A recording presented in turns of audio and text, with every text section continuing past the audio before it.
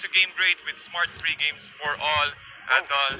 Kung may gripok na to. Gripok na yan. Kung may gripok na to, no? Maganda yung pasok dito nung magiging Angela sa 1-1. Pero gusto ko lang sabihin na ni-reveal na ata dito ng Cignal Ultra ang magiging main jungler nila.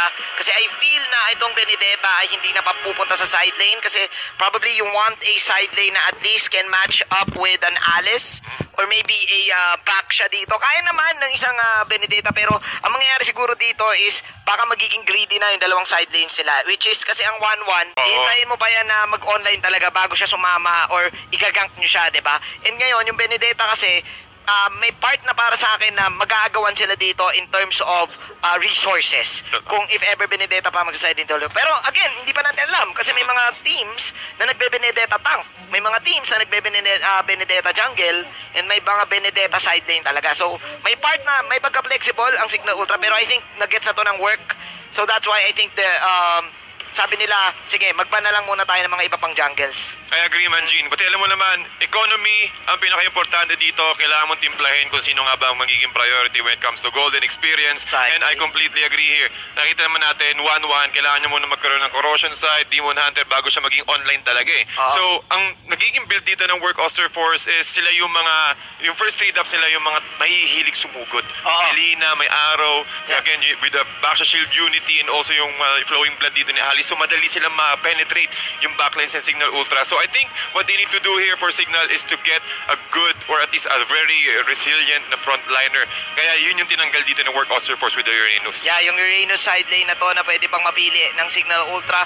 I think ang hinihintay dito ng Cignal Ultra yung magiging hero ni Chu. So may mga open pa dito na hero si Chu sa side ng Work Auster Force. May Claude ka. I think it's good. Pero pwede rin sila pumili pa ng Roger Tol. Si Roger Tol, si Roger Titol, no? Pwede kasi pasok pa, especially against this 1-1. Pero interestingly, nag-Lunox ditong Cignal Ultra. So, itong Angela ay pwedeng mapunta sa tank role sa side ng Cignal Ultra. And itong Lunox yung magiging mid-mage nila, TDZ. Totoo yan. Kumbaga, kailangan mo na magkaroon ng level 4 dito ni Angela habang nagbibigay ng space or rather ng lane dito para kay Lunox. Pero quite really interesting dito para sa side ng Work Auster Force. They all went for 3 mages plus 2 makuha. Itingin ko ito yung tamang timple kapag magda-draft ka ng 3 mages. Alice, meron ka ring Harley na pwedeng mag-take down ka agad since kahit sobrang likot ng 1-1 dito kapag tinamaan ng deadly magic talagang mamamatay ka dun sa magic na yon. Yeah.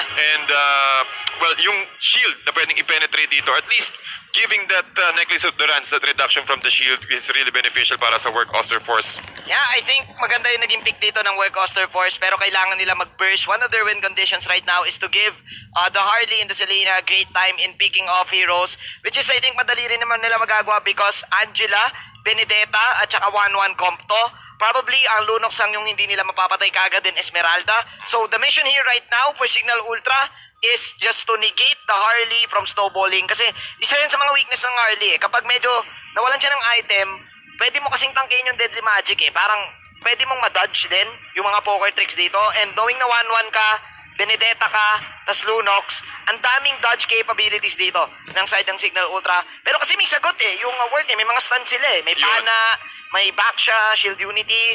So, this is going to be an interesting match. Magkaibang playstyle yung laro dito. Pero nakikita ko na yung Cignal Ultra halos same din kahapon na medyo may pagka-risky yung lineup, TDZ. Tingin ko yun din talaga yung hilig ng Cignal Ultra dito. Pero yun nga ba ang sagot para makakuha ng puntos ang Cignal Ultra?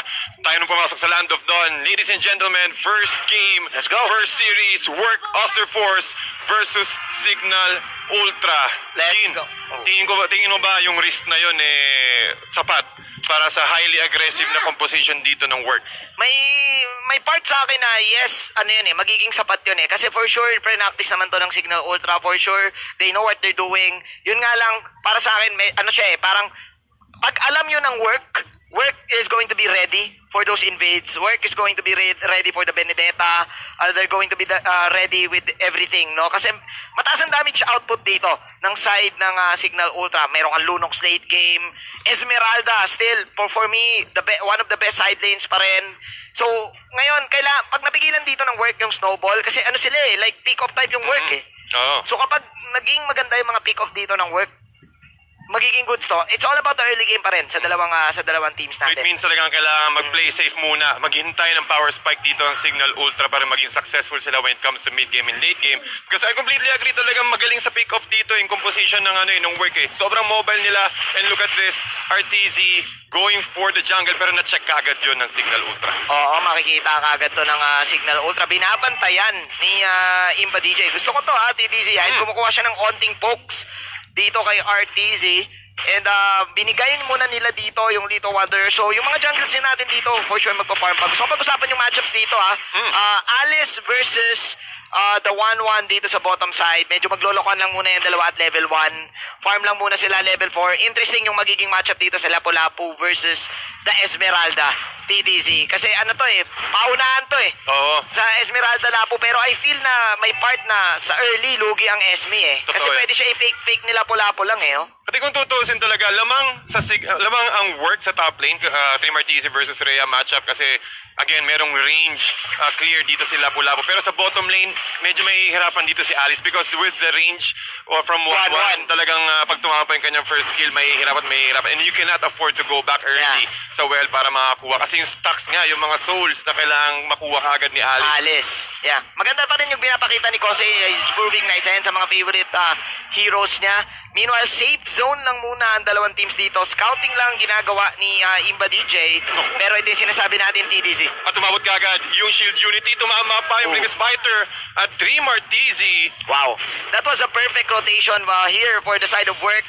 One thing to take note, TDZ, kapag jungle ka, isa sa mga magagandang options mo sa gank ng side lane kung saan pupunta yung turtle. Indeed. And saktong-sakto, 10 seconds in, nakuha nila yung Esmeralda. Pwede silang pumosisyon dito sa bush at mag-ambush ng hero na pwedeng mambait doon sa turtle take. Meanwhile, naku, saktong-sakto pa ang stun connection ng dalawang heroes dito from work. RTZ and Unravel catching out Imba DJ out of position. Medyo sumalubsob sa kasi doon with the strings, with the love strings, talagang kuwang-kuha kaagad. Pero tingin ko, sabi mo nga kanina man, Gina, yung risk talaga kayang-kayang i-take dito. However, well, that is happening. Deadly Magic mo nakuha pa with the control from Rhea. Falling Star Moon tumama pa. Team RTZ still trying to go for the pick-off. Imba DJ nandito rin trying to protect him out. Pero not enough. Team RTZ will take the first kill or the second kill for work. Pero si Kekalat na out of position na naman with the flicker out will be used perfectly just to get out of that zone. Work Auster force. Nang gigil na naman at sakto makukuha nila ang early momentum na hinahanap nila kaagad.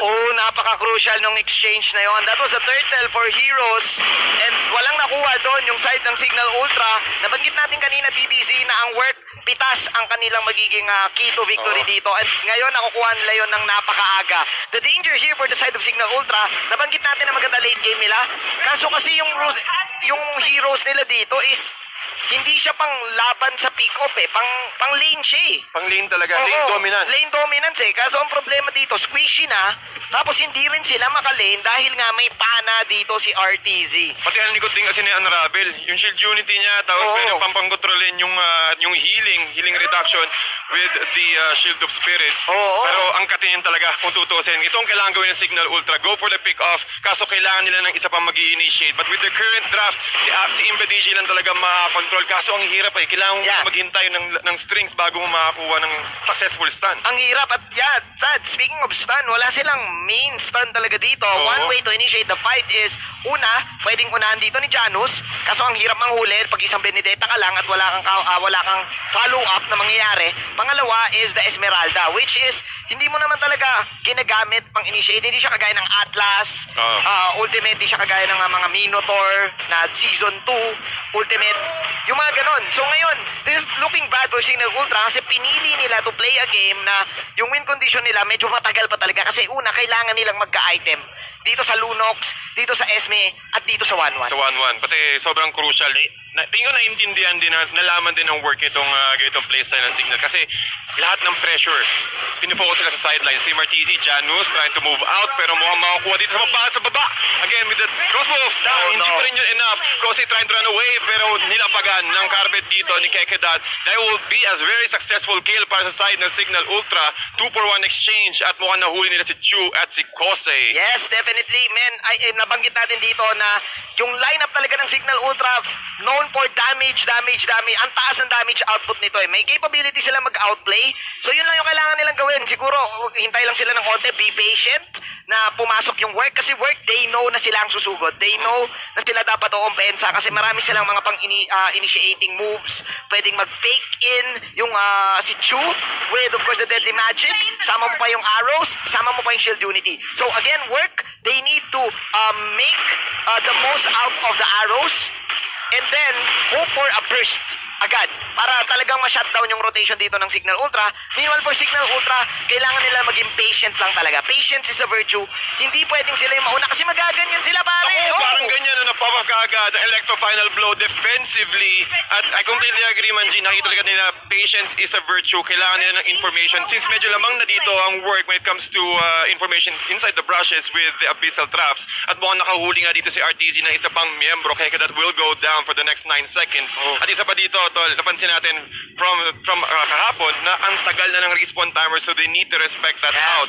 At ang laking bilang nun, especially sa mga ganitong klaseng composition with more of a late game or mid game to late game centric na heroes. Lalo na ditong late game ang gusto nila. Again, pag umabot na ng 20 minutes, yung mga respawn timers, pwede ka mag-TikTok eh. Oo. Diba, TDC?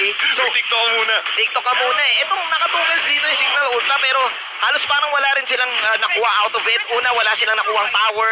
Ni isang turtle, hindi sila nakakuha ng pwesto. This is just so huge for the side of work. Those traps, napipigilan ngayon dito yung rotations ng Benedetta, napipigilan yung Lunox, napipigilan si Nakekidot and everyone. Wow, work Auster Force. May part na systematic din kasi sila maglaro, TDC eh. Oo, yan. And with that, Janus mo ginamit kaya ang kanyang ultimate here with on top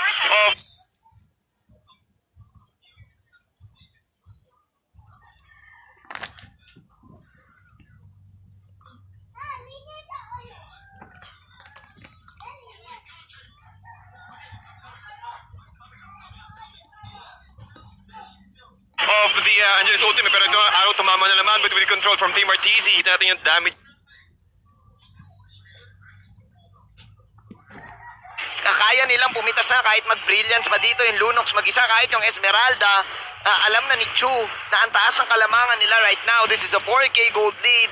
Another turtle na libre para dito sa side ng work. And look at this, TDC Ang aga na buo dito ni Chu, yung Calamity Reaper, tapos yung kanyang jungle item, tapos may boots pa. At around 7 minutes na meron kang ganyang item, alam mo na dapat kagad na anytime soon, pwede nyo nang tapusin yung laro. Ganun nakalaktaas yung kalamangan ng work dito. Hindi pa din yun napansin kong strength ng work Auster Force eh. Maaga silang mag-snowball. Maaga nilang makakuha ng mga power spikes nila. Tingin ko discipline din when it comes to itemization. At nakita natin yung pagkaka-itemize nga ni Chu. Again, Calamity Reaper is also going for a Feather of Heaven, so he's not going for that burst type na Harley. So he's going for the pokes as well. So he's quite known na talagang, okay, wala pa yung frontliners. Pwede natin daanin dito with the true damage output. Wow, this is just too risky para sa akin. TDC sa side ng Cignal Ultra. Pwede nating sabihin na yan yung lineup nila, maganda yung damage. Yes, may mga capabilities nila to run away. Evasive sila and everything. Pero sino magsusoak up ng lahat ng damage? Yun nga, parang ito yung magandang example dito. Janus soaking up all the damage and he will pay for it. Crossbow of Tang, hindi pa rin enough. Arteezy will still survive and take all of the damage. Poker takes na naman pa nga at hindi makakataas ito si Aqua Boy. Double kill para kay Chu. Pero si Kosei, just soaking all the damage from the turret itself with the Deadly Magic. Enough ba yun para kay Rhea? Trying to run away, sumayistick mo pa. Pero mahuhuli pa rin siya ni Arteezy. And Arteezy will go down as well with the help of the main inhibitor. Pero ang work kumakatok pa rin. They will be successful taking down the tier 3 turret sa bottom lane, Kuya Manjin. Definitely worked a shot ang pagkawala dito ni Arteezy and the Dream Arteezy doon sa team fight na yon. 10-5. This is just pure snowball for the side of work Auster Force and the birthday boy Chu. now, with the Holy Crystal, nako TDC, isang combo na lang ata yung Angela dito ni Imba DJ. Isang combo na lang si Janos. Nangyari lahat to nung nagkaroon ng gank agad in the 2 minutes in doon sa top lane. At talagang mauuna ang work dahil nga may vision sila eh. Basta sila yun eh. Yeah, ang laki talaga ng information gathering dito ng work. Alam nila kung saan iikot, makokontrol agad nila kung anong parte ng mapa yung gusto nilang kontrolin. Again, with those traps, kitang-kita mo naman dalawang sulok kaagad near the purple buff ng Cignal Ultra ang nakokontrol ng work. Yeah. Ang nakikita ko dito, dalawa nagiging dilema ng Cignal Ultra DDC. Una is wala sila nung instant catch. Pangalawa is wala sila nung magsusoak up nung lahat ng damage. Kasi Esmeralda, si Rhea, hindi ko nakita kung ano yung item niya ngayon. Pero for sure, ayun, nakita na natin. He went for the Enchanted Talisman and ngayon pa lang siya magiging defensive. Ngayon pa lang din mag-armor. Medyo bitin yan eh. Kasi naturally, ang Esmeralda hindi siya tank eh. Naturally, mage pa rin siya eh. Diba? Oo, mage talaga siya. At mahirap kung lahat ng responsibility ng pag-control, ng pag-soak ng damage is nasa isang hero lang. So, kailangan natin i-spread out yun. But looking at the advantage of this trap para kay Cignal, glass cannon sila. Kapag meron sila na pick off na isa, kaya nilang mag-take out ng members kagad with again. Well, to final blow, mukhang makukuha, but it will be not enough because Kosei as well, getting that blood ode, hindi rin nila kayang mag-take down. Pero nice decision here for Work Auster Force. Hinayaan nila na kunin ng Cignal Ultra dito yung Lord habang kinuha rin nila ang top lane ng Cignal. Wow, objective is the priority para dito sa work. Kahit na nagtitipi-tipi sila sa mukha mo, papakita nila sa inyo na sila ay disiplinado. Work Auster Force taking down all of the towers.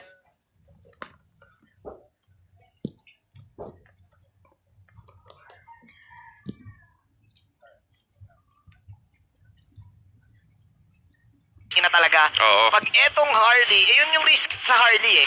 Para siyang Ling eh, na kailangan mo na magandang early. Able para sa Cignal. Yes, they have the falling star mode, pero high taas ng CD. Taas ng cooldown dito ng falling star mode. So, level 1, no? sila kung sige, huli natin si Chu, but they need to do it fast. They need to burst it out quickly. Yeah. Pero ang hirap eh, meron siyang takas technique eh, kumbaga At level 1 kasi hindi mo pang uhuli lang basta-basta yun eh, yung falling star mode. Siguro late game, pwede mong basta-basta na lang i-ult ang i-ult.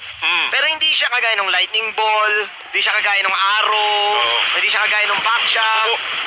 So kung mahuhuli na naman, si Kosei dito, trying to go in, but with the damage, ang katik agad, Rhea, the front lines of Cignal is there and is dead. Jano, sinusubukan niya pa rin i-clear out yung wave, pero hindi pa rin enough. Tapos Aquaboy, trying to focus on Kosei, but Kosei with the Winter Transition, dinedelay niya lang. Hindi rin enough ang lives dito. Aquaboy getting the opportunity to get to use his crossbow lang. Mukhang ma-enough ba yun? Makakatakas pa? Hindi pa rin. Aquaboy, tagang humihip-hip na naman. RTZ, we're trying to run away, but Imba DJ with the control, that is enough. 4-4-2 exchange. Pero yung mga siege minions dito, hindi nila na-check. And Cignal Ultra will go down. Work Auster Force will win Game 1. And that will give Work Auster Force another point dito sa kanilang bracket, DDZ. And this winning moment is brought to you by Oppo A94. Experience gaming at full speed with Oppo A94. Get yours now for only 13,999. At ganun ang power level ng Work Auster Force ngayon. Women G 999, walang nakuwang tore dito ang Cignal Ultra. Napakahirap. Nabanggit mo nga DDZ, sobrang glass cannon ng lineup dito ni Cignal Ultra. Nakikita natin yung glimpse nung kakayahan nila nung last part nung laro. Kasi nga yung damage nila talagang ma-out damage nila yung work dito late game. Honestly, lugi talaga sila doon kung suntukan lang yung laban from the Harley and then yung back siya pa na umiikot-ikot. So it's all Work Auster Force. Yep, check talaga kagad. Ito na ating pakinggan kung ano masasabi dito ng ating resident analyst, Wolf. Let's get it on.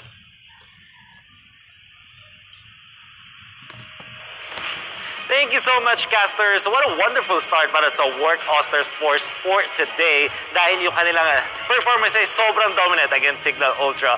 The following post-game statistics are brought to you by Smart, the official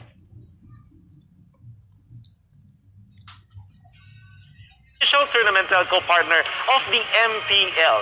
See, in the post-game stats, wala masyadong emphasis pero ang gusto kong tignan ninyo ay yung mga first set of items ni Chu. Shard, which is technically speaking yung level 3 na jungle item, tapos Feather of Heaven and Calamity Reaper, lahat ng tatlong ito ay nakuha niya before the 8-minute mark. In fact, Janus,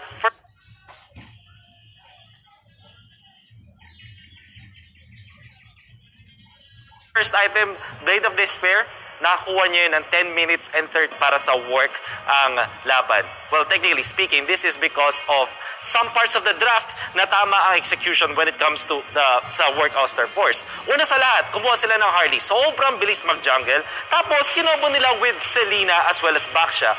Two of the heroes na merong kit para pabilisin pa lalo yung jungle taking potential. Kunwari yung Selena, pwede siya malagay ng traps doon sa purple buff. Baksha, pwede niyang gamitin ng shields na unlimited against those orange buffs, which kind of makes it so na si Harley meron siyang laging choice. In fact, ganun yung nangyari sa first minute of the game. Kaya naman din, sobrang bilis ng tempo para kay Harley ay dahil dun sa support ng kanyang mga support hero, yung kanyang tank as well as kanyang mid laner. And then if you're gonna look at the lineup of Cignal Ultra, dun nagkaroon ng question mark. Ang greedy ng lineup nila, which meant na nawalan sila ng control sa early stages of the game dahil kinailangan nilang mag-farm. The following post-game statistics are brought to you by Smart, the official tournament telco partner of the MPL. Free to game great with Smart, free games for all. Now, by the way, habang nanonood kayo ng ating mga matches, we'll be giving away so much. Hindi lang yan. Nagpalit na po yung ating bagong pag-giveaway sa inyo, guys. Live watching rewards if you follow this link or the QR code. Meron kayong chance makakuha ng treasure box natin. The first 30,000 na pumasok dito at magbigay na kanilang entry ay may chance na makakuha ng treasure box that can give you a skin that will be worth 599 diamonds. Perfect. So we're talking about greed already na hindi yung player, but the greed of the lineup of Cignal Ultra kung saan sobrang dependent sa items and the early game tempo na sinabi ko mabilis para sa Cignal Ultra. We'll see this in the highlights, and these game highlights are brought to you by Smart, the official tournament telco partner of the MPL. Free to game great with Smart, free games for all. Nakikita ninyo yung early game tempo ng work dahil sobrang aggressive na in the early stages, because if you're looking at Chu, level 6 na agad siya while Janus is just level 5. This is because of the fact na mabilis yung jungle take potential ng work. And not to mention, work Auster Force, signature heroes yung nakuha nila. You have the Selena as well as the Alice. Tapos meron ka pang Baksha that really allowed them to control the map. Makikita ninyo all throughout this game na ang focus ng work Auster Force ay kumuha ng mga kills and then transition into taking over the jungle of Cignal Ultra. At sobrang bilis nila nagagawa yun dahil sa kanilang Harley. Tapos kung isipin, pwede pa sila mag-invade. Meron silang Selena na overall talaga nag-take over ng map. Kasi ang pwede niya gawin ay maging aggressive or magbigay ng vision using the traps and get the kills. In fairness, yung clash talaga na nangyari dito sa game na to ay sa dulo na lang natin makikita. And it kind of went in favor of Cignal Ultra dahil yung work Auster Force ay paisa silang naubos. But in a way, hindi na rin talaga kayang ipanalo ng Cignal Ultra yon. Lalong-lalo na nung kailangan nila mag-decide, kukuha ba tayo ng hero kills or kukuha Cignal Ultra, pinili nila kumuha ng kills, which is, in a way, tama naman, pero yung timing was kind of a little bit off, which kind of meant na eventually ay durog na rin yung kanilang base. The MVP of the game, we're talking about this, RTZ on this Selena. Many teams are insta-banning the Selena against work Auster Force dahil na rin dun sa kanilang performance during the MPL qualifiers as well as the off-season tournaments sa MPL. At makikita natin ngayon kung bakit siya otoban. Sobrang ganda ng kanyang control sa mapa. Also, ginagamit niya yung kit ng hero to help his jungler, even as an offensive kind of support. And that is amazing. The MVP of the game was brought to you by Smart, the official tournament telco partner of the MPL. Break through your own limits, rise above, and be free to game great with free games for all. Nakita natin ang magandang command ng work Auster Force sa paggamit ng mga tools na meron sila dun sa laban na yun, sa draft na yun. If you're looking at the draft, there is Esmeralda, Lunox, 1-1, and Benedetta. Damage output, nandyan yan sana sa side ng Cignal Ultra. But because of the early game tempo na nakuha agad ng work Auster Force, hindi na nakahinga ang Cignal Ultra. Those are my just few thoughts about that particular game. Pero game number 1 pa lang yan. Ibato na natin pabalik sa mga casters for game number 2. Salamat po. Para sa isang malulupit na naman na analysis at nagbabalik tayo, TDZ and Manjin, Jean, talagang medyo greedy nga rin talaga yung draft dito ng Cignal Ultra. Pero kung sakaling maging successful yun, it will be very risky. Ang lakas nun eh. Yun yung magiging dilemma mo sa mga risky. For me,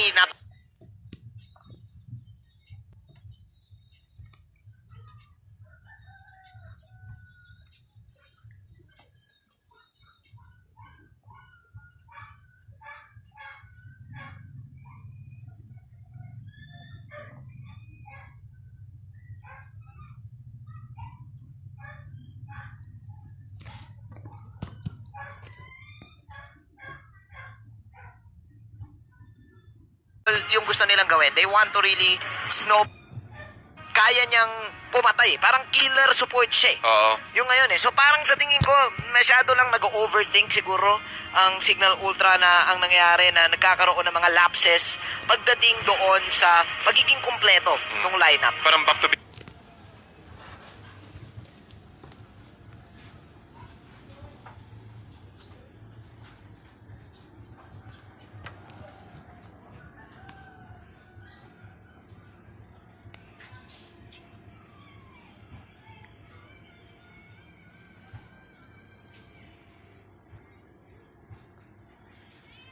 yung work Auster Force.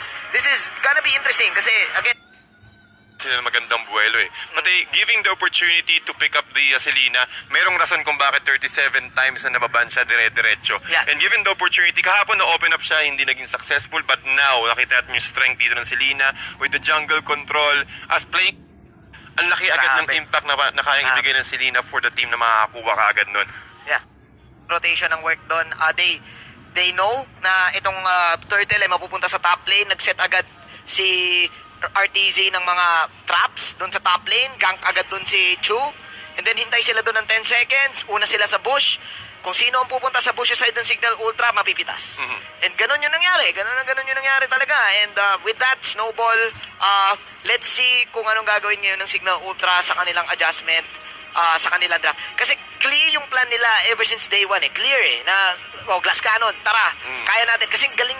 Pero yun nga lang, the early stages, may mga kulang lang talaga na kailangan mong i-check. And yun yung naging dilemma nila doon sa game number 1. Well, tingin ko lang din talaga, medyo nahihirapan doon yung Esmeralda, na-check siya kaagad. Kasi lahat ng ikot ng work, laging papunta sa taas. Pag nakita na nila na nag-falling star muna agad si Esmeralda, wala siyang mobility, papasok agad si Chu with the Deadly Magic. Nakita natin kanina sa ating highlights. And ang ganda ng decision dito ng work, Auster Force.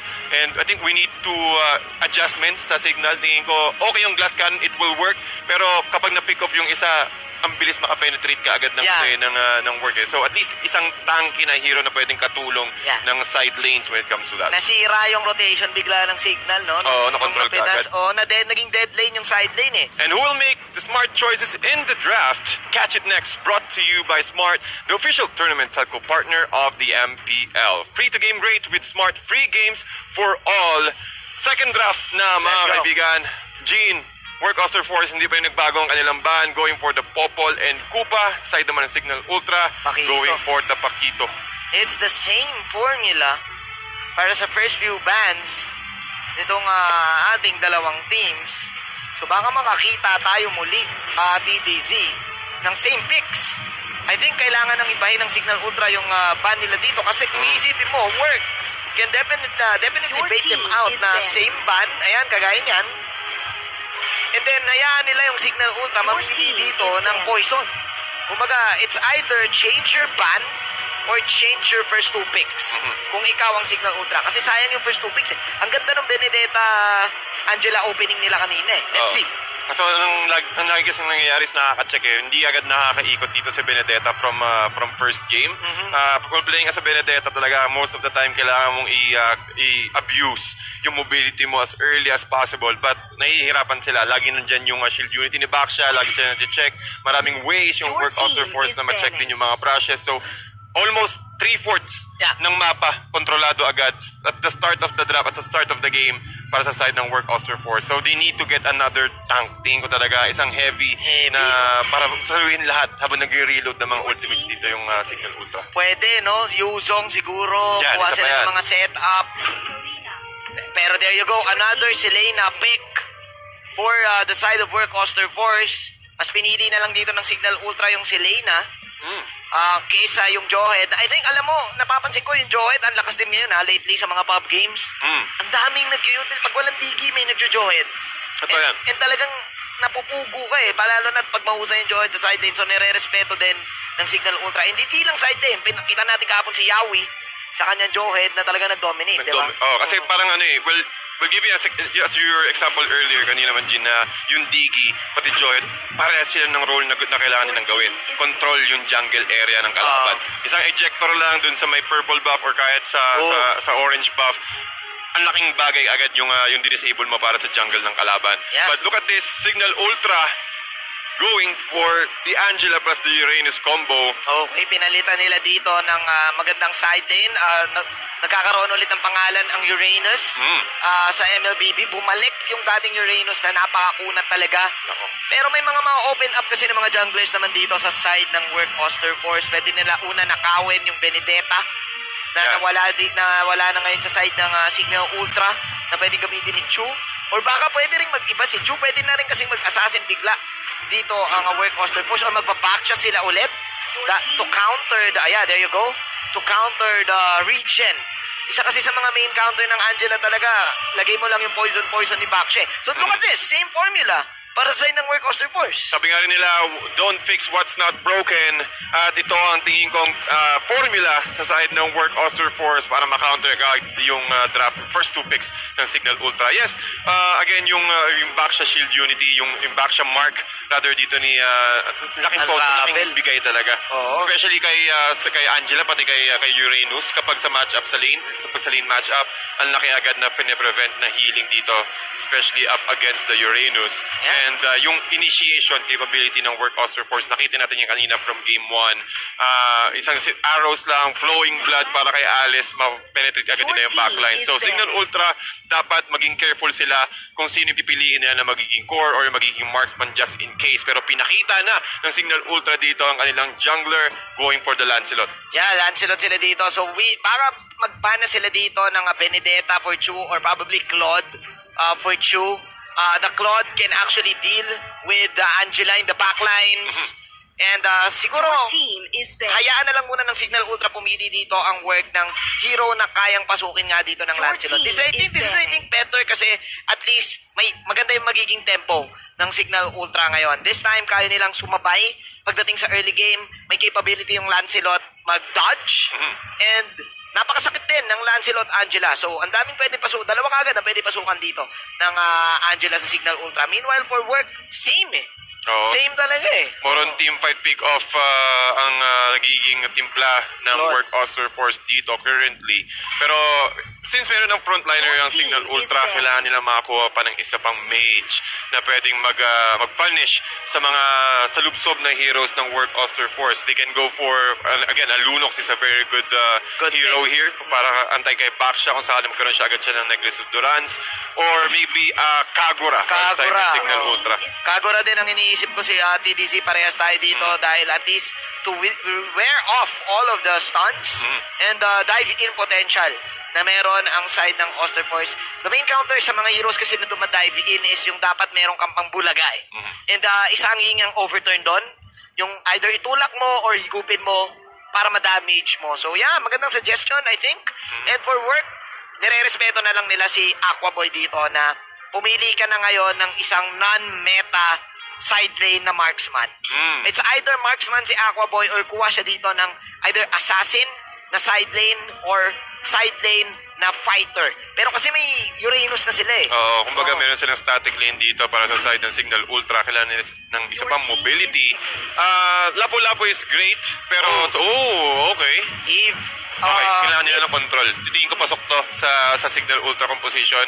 Isang more on team fight oriented and pick off since meron silang Angelans combo. So, a good crowd control. Pero isa pa kailangan pa nila ng isa pang burst. Kasi meron silang physical kailangan pa nila isa pang magical or at least go for another physical burst na range hero. Kasi masyadong sa lubsob kung sakaling magiging ganito or hindi kukuha ng marksman hero yung Cignal Ultra. Maybe a Clint. So makakita ng Clint na gano'n, tingin ko sobrang open niya or maybe another mobile na offline. Kakaiba no? Pero actually, yung work, kuha lang sila dito ng isa pang probably another team fight heavy roaming or a side lane. 3 Marty 0 ang hinihintay natin eh. Yun yung kay Chu. Nako po. So akala natin jungle itong magiging Benedetta. So DDZ, gusto ko kasi sanang sabihin na ang kailangan ng work dito to punish Cignal Ultra is yung mga heroes na dive in pero kaya mang assassin. Kaya mang pick off, kaya mang burst ng mabilis. So nandiyan ang Benedetta at nandiyan din ang Ling. So this is gonna be great kasi actually yung work, alam na nila dito na bawal maging free reigning itong si Imba DJ on the Eve and bawal din maging free reigning itong si Lancelot ni Janos. So ngayon, I think this is a better draft for both of the teams, especially for Cignal Ultra kasi una, ang ganda ng early game and may kompleto sirkados, may stun, may team fight. Yeah, pati meron silang pang-control dito on early, again, pantanggal ng energy shields para sa Cignal Ultra. Again, yung Harith, isang Zaman Force lang, pwede niya agad i-chrono dashes and also i-take down agad yung mga energy shields para mag-occupy or at least get the attention of Work Auster Force. Interesting to, TDZ, another pick-off lineup para sa side ng Work Auster Force. Maganda yung nabanggit ng ating analyst kanina na kasi may mga type of supports na kayang magpabilis ng jungle mo. So, for sure, kailangan bantayan dito na sa game na to, yung purple taking ng dalawang teams, especially the Ling, na kailangan yung purple. So, with the traps and the backsha na meron ang work, mapapaganda ang buhay ni Chu dito. Indeed. At ang taas din ng stealing capability dito ni Chu kasi pwede siyang jump in sa mga walls eh. Kumbaga, aabangan niya lang agad yung retribution para makuha agad yung purple. Pero with the rotation as well. Pero ito na mga kaibigan, second game, first series, Work versus Cignal. Tingnan natin kung makakahabol nga ba o force ng Cignal Ultra yung game 3. I think this is a better comp para sa Cignal Ultra kasi una sa lahat, meron na silang pang face check. The one main reason kung bakit pinipili itong Eve is yung blast niya kasi may part na pwede mong i-blast yung bush eh. Kasi ground siya na target eh. So una, pwede mo yung gamitin pang vision, aalamin mo kagad kung nandun yung kalaban. And pag nagstay yung kalaban doon, sa crystal, doon sa blast, i-atap siya. Matadamage output siya kasi sobrang haba ng range eh. Ang haba pa ng range, pati meron pa agad pang check, slow, crowd control, kaya ang laking bagay talaga ng Eve when it comes to team fight. At yun din yung magiging opportunity niya na makakuha ng maraming stacks para sa kanyang real world manipulation. Oo, diba? Yun yung mga pwedeng mangyari dito. I just want to be sure, no? Kasi ngayon si Imba DJ, nasa Eve siya eh. And nawala kasi sa isip ko kung siya ba yung Angela kanina or si Keke Dot. Siya yun. Si Imba DJ yung nag-Angela kanina. Tapos si Keke Dot yung Lunok. So nag-switch sila ngayon. Ng roles. Well, titingin ko sabi nga ni Imba DJ, oo nga no. Punta nga ako sa roots ko, sa grassroots ko, sa basic 101. Sa damager, no? Damager na type na support. Ako muna yung mag-mage. Ako muna yung mag-mid dito. Yeah. But with the control, kita natin yung positioning ng Work and Cignal. Medyo nagkaroon ng adjustment when it comes to laning. Kaya kadat ngayon bumibisita na sa bottom lane at tinutulungan si Aquaboy na makakuha agad ng kanyang level 4. Kailangan na mauna dito yung Harit kung ikaw ang Cignal Ultra. Ganon din sa Cignal, sa Work. Kasi si Kose, yun yung magiging dilemma niya. One of the main problems ng Alice talaga yung level 1 eh. Pero kapag nakakuha na yan nung gem, sunod, kumbaga, tuloy-tuloy na ang region eh. Yung bago mag-Clock of Destiny. Elegant. Yung Elegant Gem. One main reason kaya nilagay dyan yung mga mages kasi nga libre region mo. Kada level. So, sobrang goods ka. So, ito yung kinagandahan. Again, with the lineup of Work, they can do this. Na pwede silang mang-psycho ng jungle with this Ling. Buti na lang kamo, nakuha pa rin ni Janos yung orange buff niya. Pero look at this. Nakikipag 1v1, 3 Martisi versus Janus. At hindi siya tinamaan ng kanyang Phantom Execution but the Thorn Throws is enough. First blood, mapupunta agad sa Cignal Ultra. Sa bottom lane naman, Aquaboy. Synchrovision at hindi tama Kose pa rin with sustainability. Ang ganda ng matchup dito sa bottom lane. But sa middle lane naman, Imba DJ, hindi enough yung damage defensive ultimate dito para kay Chu. Pero inikot-ikutan dito si Kekedat.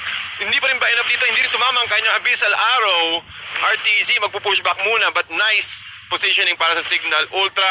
And mukhang sila makakauna sa position ng Turtle. Maganda sana yung plano doon ni 3 Martisi dahil nga yung Turtle ay mapupunta dito sa bandang top lane kaya gusto sana nilang pumosisyon kagad.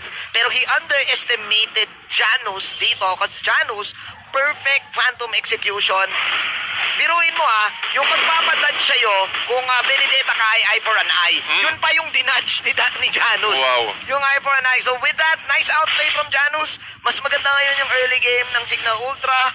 And still, tabla pa rin naman dahil magre-reset yung purple natin. So ang tanong, sino magko-control sa next turtle fight? Ang magko-control dito kung sino yung talagang makakuha ng isa pang additional item. They have 86 more seconds para kung sakaling tingin ko jungle din kasi. Si Janus, isa siya sa mga heroes, well, using the Lance, isa sa mga heroes na talagang madaling makasecure ng mga objective. Ang gandang Thorn Throws dito, half HP agad para kay Chu. But as I was saying, yung Retribution plus the Thorn Throws combo talaga ang hirap niyang i-counter. Tinahi, papunta doon para kay Rhea, but Rhea, not tinamaan ang Abyssal Arrow! Huli ka boy! Chu will get the kill here, Rhea. Mukhang ma-isolate in by DJ. Hindi pa rin kinakasan kanyang real world manipulation, pero sumusugod dito ang Work Auster Force. Huli ka agad, 3-4-0 exchange para sa Work at diretso agad sila sa middle lane. There is a reason why binaban itong si Lena ni RTZ. Meanwhile, hindi pa pala tapos yung clash TDZ. But then again, sobrang crucial na nangyari na yon. Cignal Ultra, they were confident enough kasi na last hit ni Janus dito yung orange buff. Pero the fact na nagamit niya na yung Phantom Execution niya to get that last hit, alam ng Work dito na his only way to escape was the Thorn Rose. And yung Thorn Rose, madali kasing mahit ng araw, madaling timingan Aabangan mo lang doon sa dulo Nako, at talking about timing here, real world manipulation, sakto sa loob ng real world ang dalawa, pero nakatakas agad si Tremor TC with this mobility at si Unravel naman sobrang kunat pa rin niya. And Work Auster Force will disengage successfully. Pero sabi mo nga kanina kay Manjin, mukhang nakahuli na naman isa pang araw dito. Janus, hindi enough yung damage at the moment. Anong sinasabi mo nga kanina, TDZ? Yung damage talaga ng arrows. Iba masakit Control talaga. Pag tinamaan ka yung timing ng Thorn Throws, given the fact na talagang ang hirap niyang hulihin, but pag tumama yun, enough na yung time na yun para makakuha ng lockdown. Para sa akin, TDC, sobrang crucial lang nangyaring team fight na yun. Kasi una, nagkakaroon na ng momentum ang Cignal Ultra. So ngayon, marireset ang laban. Kasi alam ng Work dito na sumichepi-chepi lang sila Sasaikohin lang nila itong jungle part na to. And then kapag na-bait out yung Cignal Ultra na lumabas, they can go for the arrows and they can go for the burst down. Una, hindi mo mapapatay kagad yung back siya. So pwede siyang sumugod talaga. Pangalawa, si Chu, kaya niya mag-range voice out. So kailangan pa rin mag-ingat ng Cignal dito. Naku, wala ka lumabas. Talking about ingat dito, real manipulation para kay Imba DJ. Humuli ka agad si Chu. He will be successful to take one out. Pero si Chu, along with Janus plus the Angela, Thorn Throws, may iwasan ka agad. Pati yung strings, hindi makakatakas. But Tremor TC still looking for more. Janus still moving forward. Pero si Rhea, sinusubukan niyang hulihin dito si Chu. But it's not enough. Nakatipi ka agad siya. Wow. Sabi dito ng Cignal Ultra, hindi lang naman kasi kayo yung pwedeng gumangster. Kaya din namin yung ginagawa niyong pangsasaiko at sinaiko nila dito yung Work Auster Force doon sa turtle fight. Nagkaroon ng part dito yung Work kung ano ba yung uunahin. Are we gonna go for the team fight or are we gonna go for the turtle? And that's a good thing para dito sa side ng Cignal Ultra. Look at this. Yung pang-psycho ng side ng Cignal Ultra dito was lilituhin ngayon yung side ng Work. This time pumasok si Kosei dito. Perfect second skill. Nakuha yung turtle dito pero look at Imba DJ's positioning with the real world manipulation. Buti na lang kamo pumasok doon si Kosei sa kanya. Kung hindi, may part na pwedeng maubos sila doon. And that instant replay was brought to you by Oppo A94. Experience gaming at full speed with Oppo A94. Get yours now for only 13,999.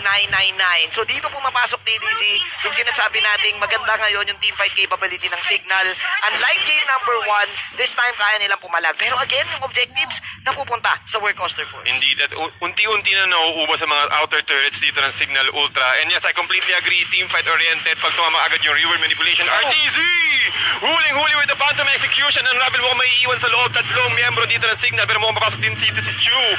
Enough ba yung damage niya? Mukhang gagamitin niya ang kanyang ultimate to get out. Pero si Akaboy naman, maganda opportunity with the Zaman Force. Kosei bumababad sa loob. Pero again, another Thorn Rose. Triple kill para kay Janus. At ito na yata hinihintay ng Cignal Ultra na opportunity para maka-take down ng isa pang turret. Pero sa bottom lane naman, Rhea talagang cutting out the lanes with the dead. With the Thorn Rose, hindi tumama. Medyo tabingi. Pero si Chu nakahanap.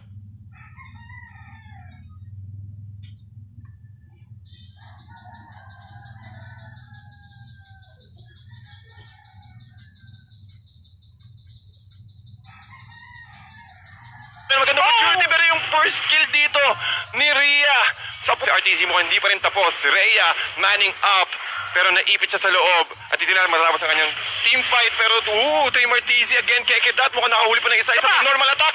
Makakadodge pero hindi, makakatakas pa rin.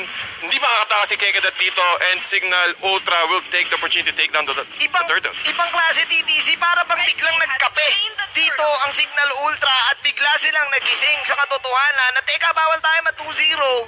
Janus and the whole team nakuha ng 4 na straight kills with this Lancelot, and dito mo makikita na ang taas ng mastery ni Janus dito, ang risky ng mga pasok niya ng Thord Throws, and nagugulat tayo bigla niyang napapatay. Dito nagugulat ngayon ang team ng work, and ngayon may team fight na naman. Ako po, mukhang Tremor TZ nakakuha, na-shutdown niya si Janus, tapos si Janus naman nakahuli rin ng isa. RTZ will go down, but another fight here sa side ng purple area. Rhea, sobrang kunat, forced to use his ultimate para kay Chu, but real world manipulation, medyo off time, nakakatakas kagad dito yung work, not enough damage.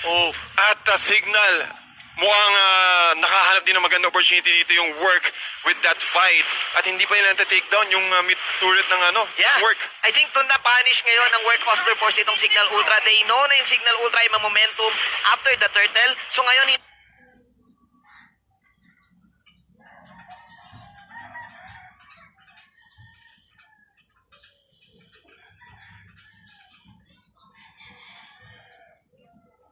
nahayaan nila na pumasok si Janus. Work, Osa kaya nilang pumatay, pero still, may back siya kasi. May stun kasi. Naata natin magtabi-tabi ha. Masyado na silang nagiging agresibo, masyado na silang nagiging confident with this Angela. Wag dapat nila tayong maliitin pagdating sa damage output kasi kaya rin dito ng side ng work. And look at this ha, nag-a-adjust dito ang work pagdating sa items against the Lancelot. Kitang-kita natin dito na, para dito kay Tremor TZ, kumuha siya kagad ng brute force. Additional armor, pati movement speed, pag nakakakuha siya ng maraming damage, or kapag siya nakakuha ng damage dito. But work, looking at the itemization, really on point. Kailangan nila agad makahanap ng sagot para dun sa burst damage ni Janus. Pero also, kailangan din nilang abangan dito si Impa DJ. Nakakuha siya ng kanyang brute force breastplate plus the ice spin wand. Still enough for the control, pero burst talaga ang nagiging sagot dito sa side ng Cignal. Gusto ko lang din sabihin kasi, TDZ, na kaya ng Cignal dito tuming-fight, pero kung titignan natin yung capability nila mag-rotate, mataas ang kalamangan ng work. Meron lang Angela dito ang Cignal to control the map, pero kailangan niya pang sumama, kailangan niya pang sumanib. Again, meron kang lane dito na kay Chu. Probably isang hero ngayon na sobrang hirap kalaban pagdating sa split game, pagdating sa macro game. Kasi kaya niyang tumalon-talon sa mga walls at kaya niyang pumunta kagad sa isang lane. May kasama ka pang traps from the Selena. So malalaman kagad dito ng teamwork kung saan sila dapat pumwesto, kung saan sila dapat mag-split ng map. And dagdag pa doon, meron pa silang gumugulong na back siya. So ang dami nilang ways para i-split up itong mapa natin. Indeed, at talagang kuwang-kuwa, check na check kaagad ang positioning dito ng Cignal. At kitang-kita mo naman, si Unravel at si RTZ nag-aabang lang kung nasaan kaagad yung Cignal. Pero sa bottom lane, si Tremor TZ just cutting out the waves. Pero kailangan din nilang i-respect yung damage output dito ng Cignal, kasi kapag nakahanap ng magandang tempo dito si Janus and also Impa DJ with his real world manipulation, yun yung magiging key nila para makahabol dito sa lamang ng work Auster. May damage kasi sila Kaya nilang mag-damage output kung Cignal ka, pero kasi yung ginagawa na ng work, na-realize na ng work na hindi na nila kaya ng sabayang pagbigkas Na-realize na ng work na kailangan na nilang lituhin Kailangan na nilang i-bait out na may lumabas, pick off to, maglabas ng skill, mag-cooldown yung skill, and then tsaka tayo papasok. Ganun yung ginagawa ng work ngayon Parang game mode din no? Oo.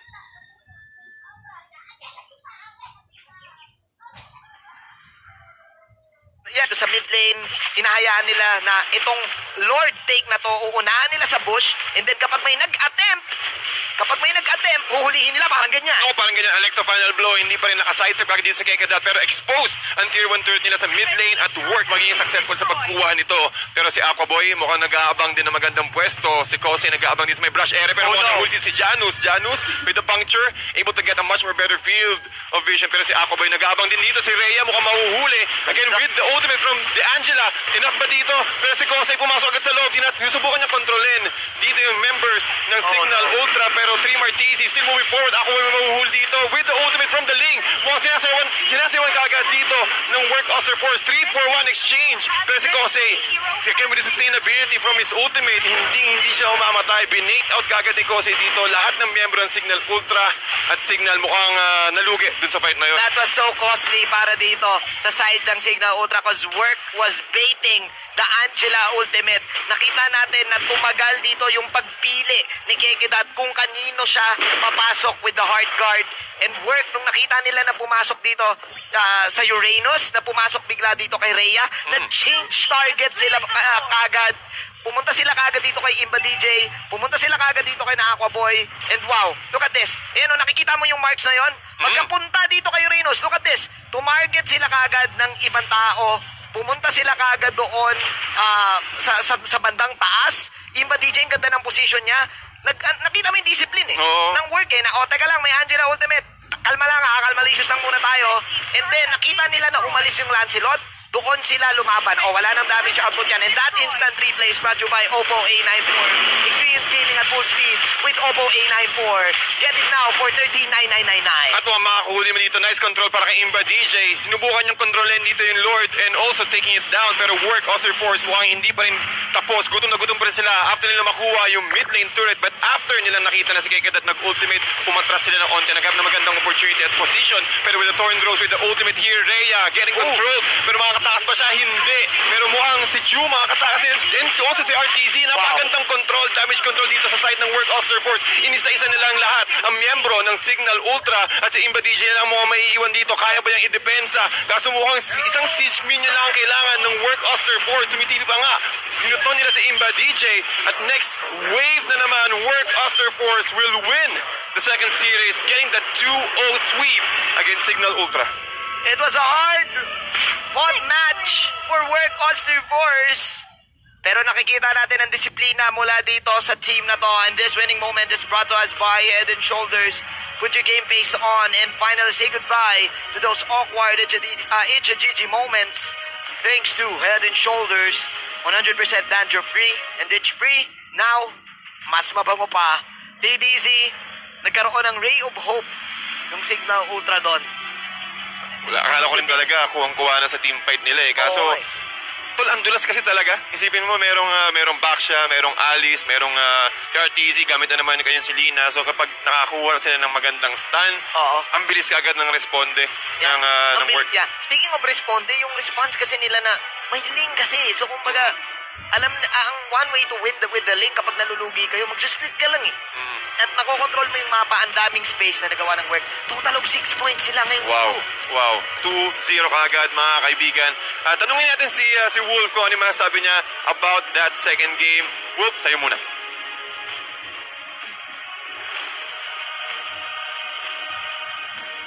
What a beautiful close out to that series. Naging close for a certain period of time dahil ng Cignal Ultra nagpapakita ng signs of life in that particular match, but in the end, it was Work who powered through dahil sa kanilang magandang pag-take ng clash in a macro scale, which we will explain later. And the following post-game statistics are brought to you by Smart, the official tournament telco partner of the MPL. Free to game great with Smart free games for all.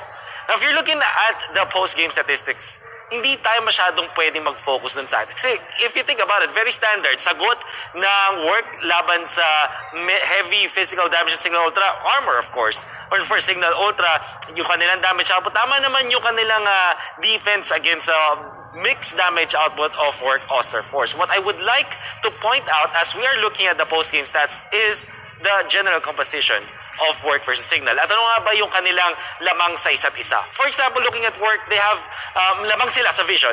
Dahil meron silang RTZ Selena, which by the way, played phenomenally once again.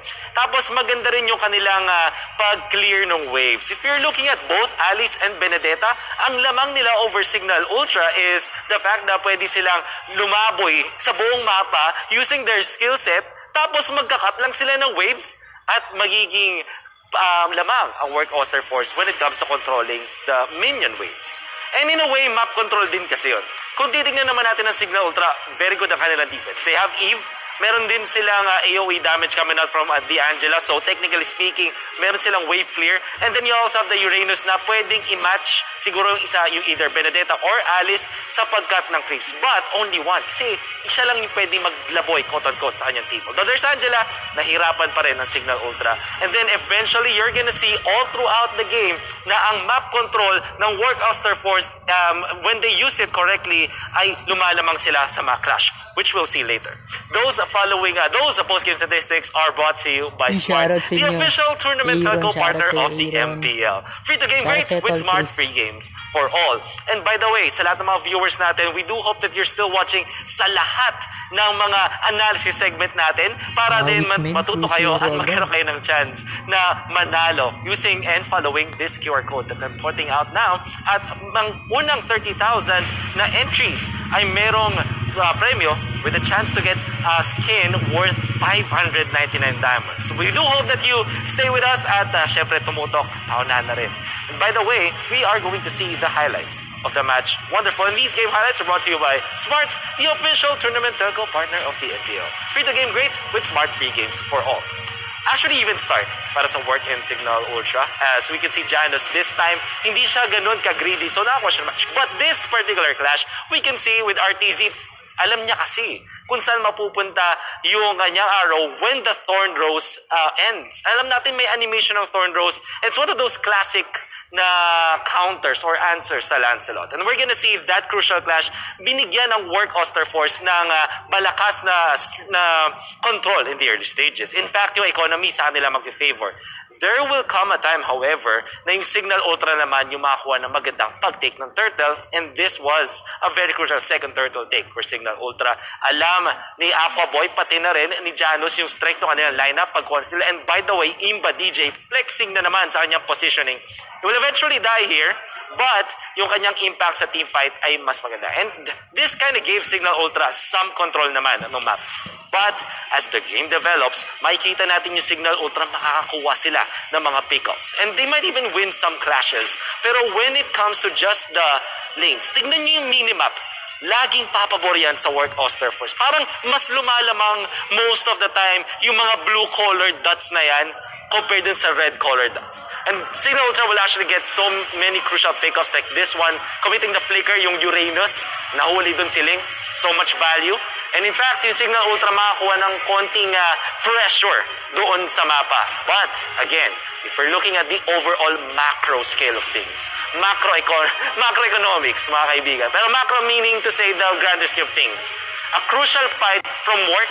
If we slow down a little bit here, mapapansin natin na si Benedetta nanggaling dun sa may bottom lane.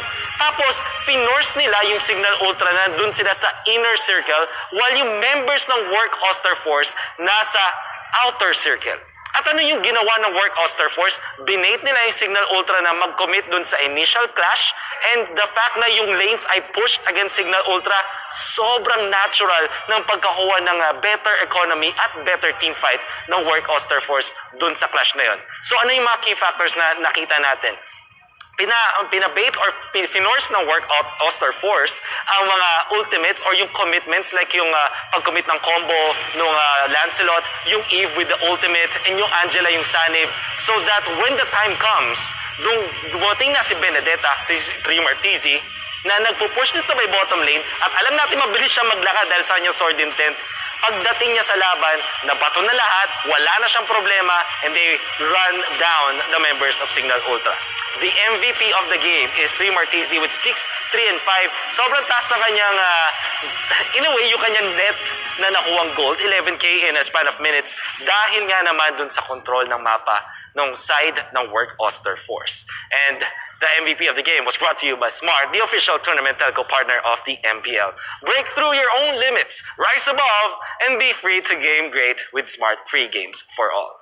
You saw that wonderful match coming out from Work Auster Force and Cignal Ultra winning when it comes to those pickoffs. At in fact, nababalik nila yung economy doon sa kanilang panig. However, the macro scale of things, Alice and Benedetta sa side lanes, ilista mo na buong mapa sa inyo na. And then you have the link na pwede rin naman mag-traverse ng mapa all throughout. So, tignan mo yung course na makikita natin mula sa Work Auster Force. Lahat sila kaya maglaboy. And that is the key to victory coming out from Work Auster Force with this 2-0 sweep of Cignal Ultra. That has been my analysis on the match. My name is Wolf, and I'm gonna be passing it back to the casters. Maraming salamat, Wolf, para sa ating analysis stand. At Gene, nakita natin kung gaano kalupit ang performance ng Work Auster Force. Yeah. Ramdam na nila ang win streak nila starting from yesterday. Man, 6 points sila in total. So, that will probably give them the lead sa kanilang bracket. And we all know na everyone is hyping Work Auster Force. Kumbaga, sa basketball noong 2003, para sa akin sila yung LeBron James. Na rookie season, tapos ang daming ina-expect.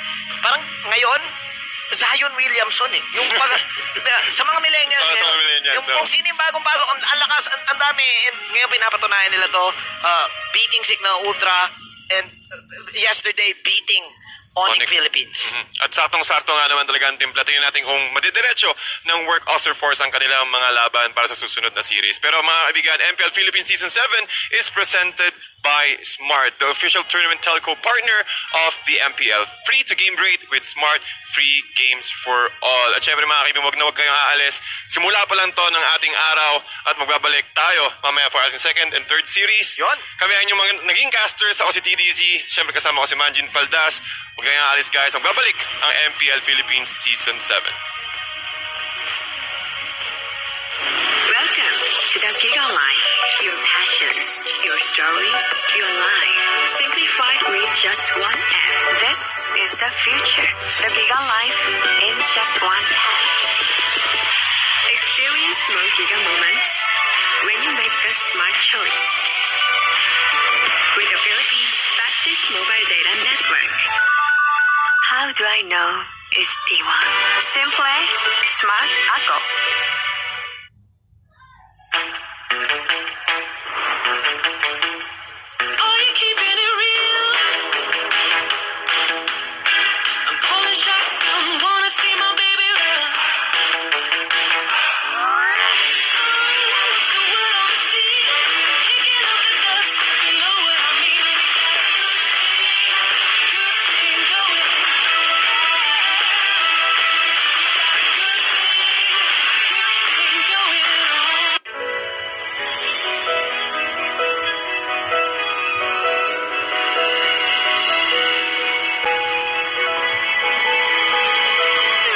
Moment na sana, pero hassle ang kati.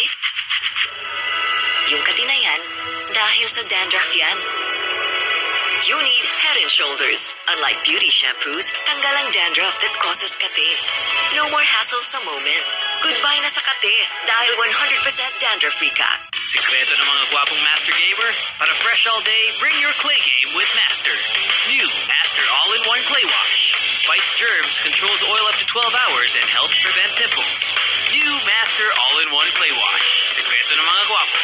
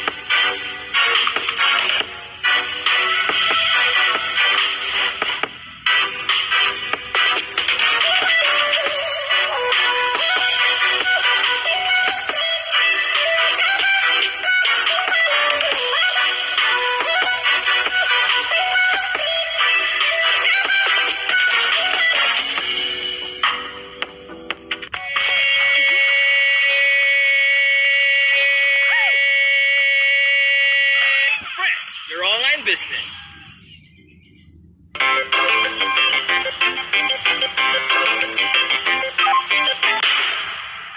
Express your online business.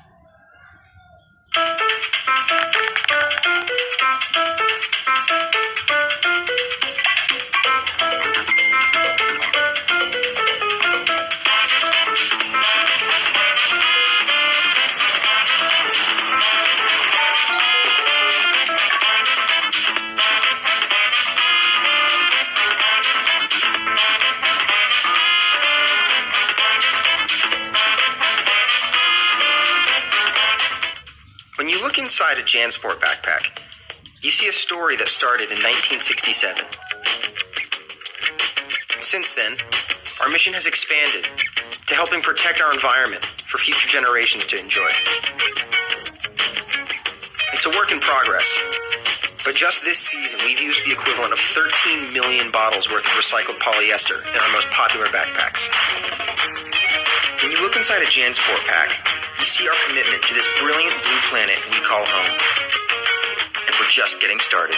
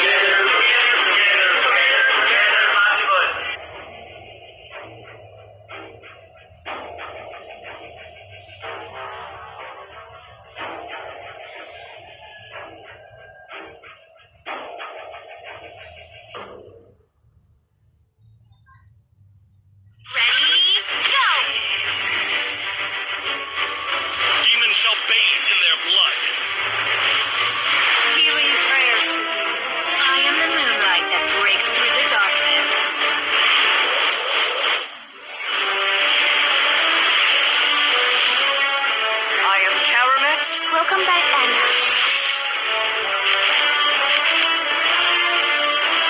Immortality! The strongest ninja. The universe is but a lie.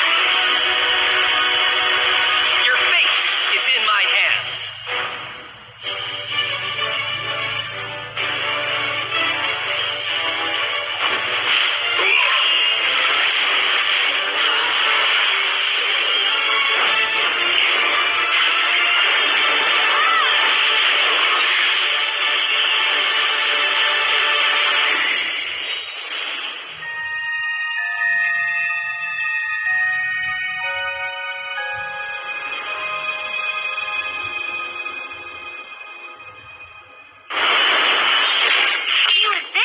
New legend!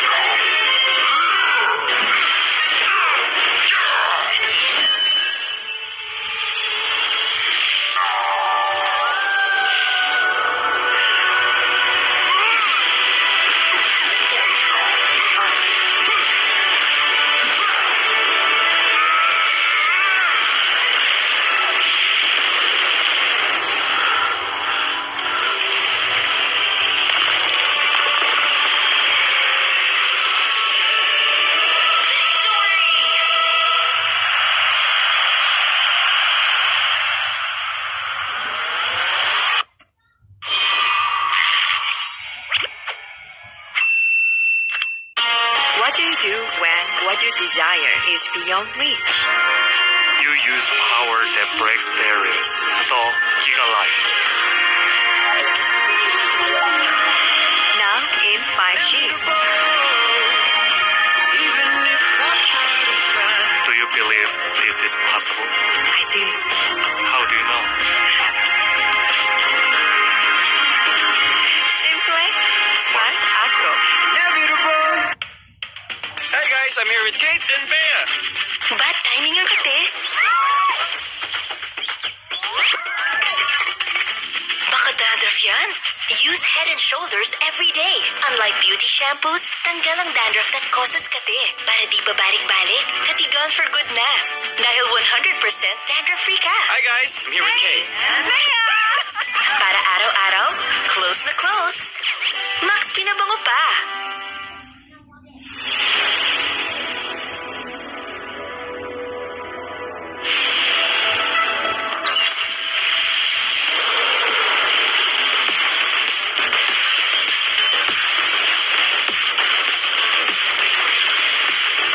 I see lots of prey. Killing spree.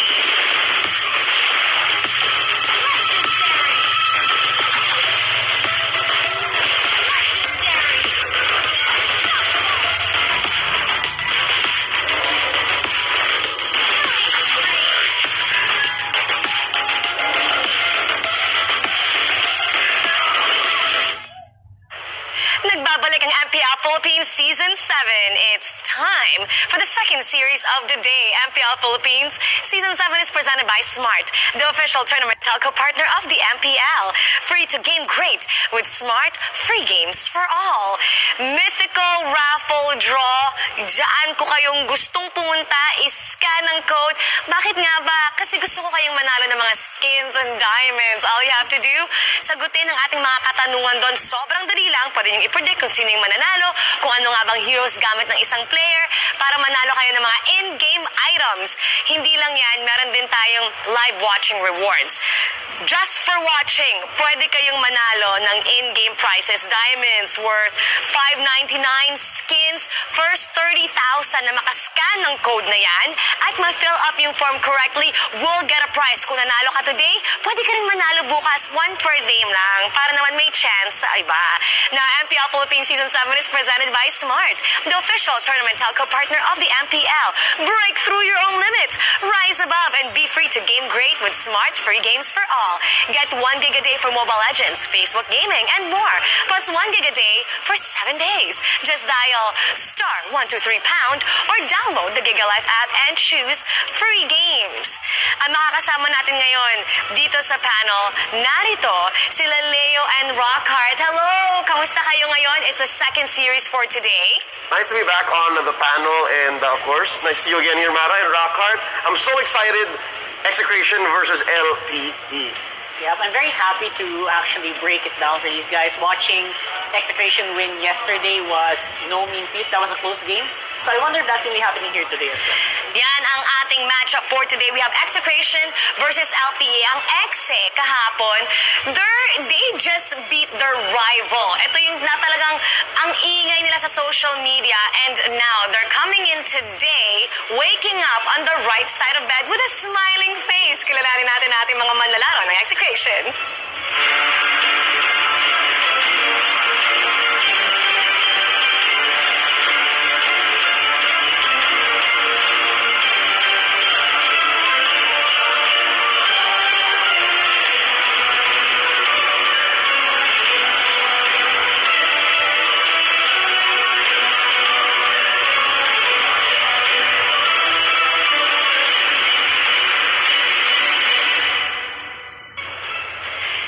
Na 2-1 ng Execration ng kanilang rival na Next Play Esports. Ano nga ba, Rockhart, yung magandang ipinakita nila kahapon?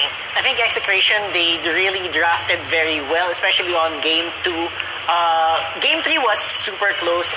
Despite the great draft by NXP, nagawan ng paraan ng Execration by just pure mechanics. And that's what's so impressive about this team.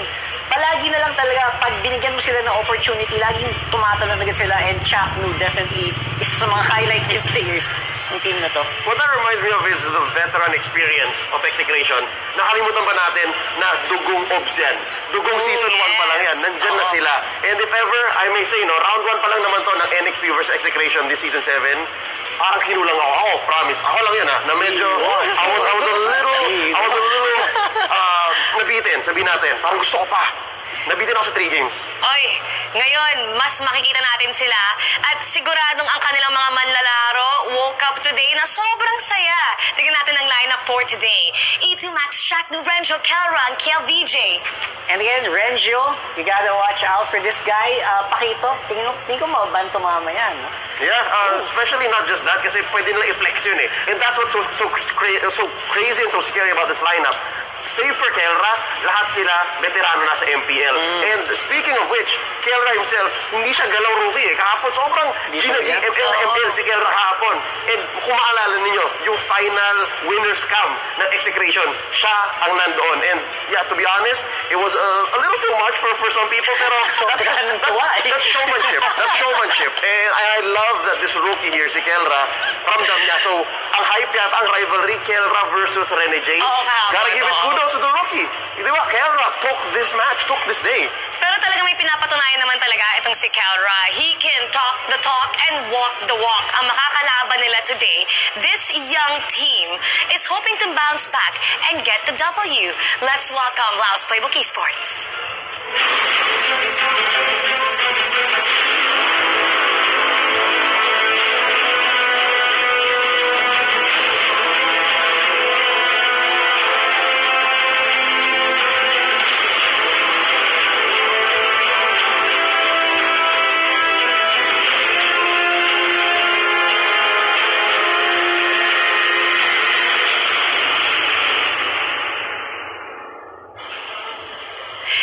LPE, well, they're coming off a loss. How can you break down their performance so far ngayong season 7? Are you happy with what you've been seeing? Ano ba ang kulang? Rockhard? I think LPE has been having some communication issues, probably. Communication. And I think naging big factor yun. Iba talaga yung ramdam mo, yung katabi mo, yung nagko-call eh. Instead of narinig mo lang sa tenga mo. So, ngayon, wala nang ganun. Wala nang issue ganun. Is that going to change what's happening to LPE? Magbabago ba yung trajectory nila? Yung gusto ko makita sa laban na to. Communication din ba sa tingin mo ang kulang? I think they have their communication down. LPE feels like a team. Again, they were built from the ground up. They have been together for the better part of a year now. And they're a team that, whether online or offline, I feel like may ibubuga sila. If there's anything I love about LPE right now, is the fact that they still have good vibes. Despite having everything that happened across the past couple of weeks, the past month, it's very difficult for all of us, honestly, in the Philippines, around the world. Ang nakuha kong vibe sa LPE is parang professional pa rin sila. Laban pa rin kung laban. And again, under their leadership, and of course, looking at how they were introduced, di ba parang nakikita ko sa mukha nila, sa mata nila na parang, game pa, okay pa, week 2 pa lang naman, week 3 pa lang naman eh. Kaya pa to. Yan dapat ang kailangan. Dapat palaging good vibes. Talagang maaapektuhan kung ano nga ba yung laro mo. Depende sa mood mo at sa mindset mo. Ngayon, kilalanin na natin kung sino nga ba ang maglalaro. Ngayong araw na ito, Jake the Dog, Aspect, Arvs, Ryota, and Bimo. And I think Jake the Dog, again, one of the most underrated players in the league. Why especially pag, I think na the blind side kasi, pag nakita nyo yung mga teams, minsan titignan mo agad yung jungle. Isipin mo, jungler bida. Pero hindi, nagagawa niya yun from a different position. And I really like that with Jake the Dog. Yep, yeah, again, jungler, that's Aspect. And of course, you have large expectations. But yeah, Jake the Dog here, I really do hope people pay more attention to him, give him the spotlight. And despite what Coach Panda says, pangit yung ugali. Diba? That's what he says when we talk to him about Jake the Dog. His ugali's always pangit. But that's a joke. That's how much they love each other. I really do believe this player has so much more to give. LPE and Execration, they're looking to improve their standings. And this head-to-head is brought to you by Oppo A94. Experience gaming at full speed with the new Oppo A94. Get yours now for only 13,999 pesos. LPE, Well, back-to-back or bounce back. Itong Exe fresh off a win kahapon. Now 2-2 record looking for a back-to-back consecutive wins. LPE naman wants to bounce back and improve their win. Kasi ngayon may 1 win, 2 losses sila. 33% match win rate. Number 5 ngayon sa ating Group B. If we're taking a look at the team comparison right now, yung stats natin, ako, para sa akin nakikita ko dito, yung unique heroes picked. Yung Exe mukhang hindi sila takot maglabas ng hero. Yung LPE, 20 unique heroes lang. Do you think it's time for them to explore outside of the hero pool? I think it's not that big of a problem for Execration. Kasi I think from their experience in practice, parang kahit anong kaya naming i-pull off eh. We got the Jack Mamba, guys. Come on, we got magic. Literal magic on our sides minsan. Feeling mo, di ba? So, that's probably the reason. Yeah, and gotta give kudos where credit is due, right? That's two phrases I put together. But nevertheless, si Mr. Mobile Legends, si Coach Pakbet, one of the most underrated coaches. Again, we know him more as a player, as a personality. Pero kita mo to, 31 heroes. Even I did not notice na ganun pala karami or ganun ka-creative ang Execration. Now, just seeing 31, that's what, 11 more than LPE, and they have about the same matches. So really, I'm so excited to see what else they have. Meron tayong mga manlalaro, key players na talagang nangingibabaw, and who will be the head shoulders above the competition? Put your game face on. And finally, say goodbye to those awkward #GG moment. Thanks to Head and Shoulders, 100% dandruff-free and itch-free. Now, mas mabango pa. Para sa Execration, nandyan si Kelra, VJ, and Rencho. Why are they key players? I think they're just the key players because you have here your jungler and then you have your side laners. Basically, trinity yan ng kahit anong lineup. Kailangan na lang isipin dito, tank, mid, Etomax, Chakno, sundan nyo lang yung gagawin nila. They're gonna set the pace and then follow through. Set the pace, follow through. It's a two-step process, and if you can do that, you're gonna win. And I think I mentioned this yesterday during the broadcast of this matchup. There are two-step plans, you're winning. There are 5 or 6-step plans when you're losing. And if these 3 guys do their job, chances are panalo Execration. Sa panig naman ng LPE, nandyan si Jake the Dog, Arvs, and Brayota.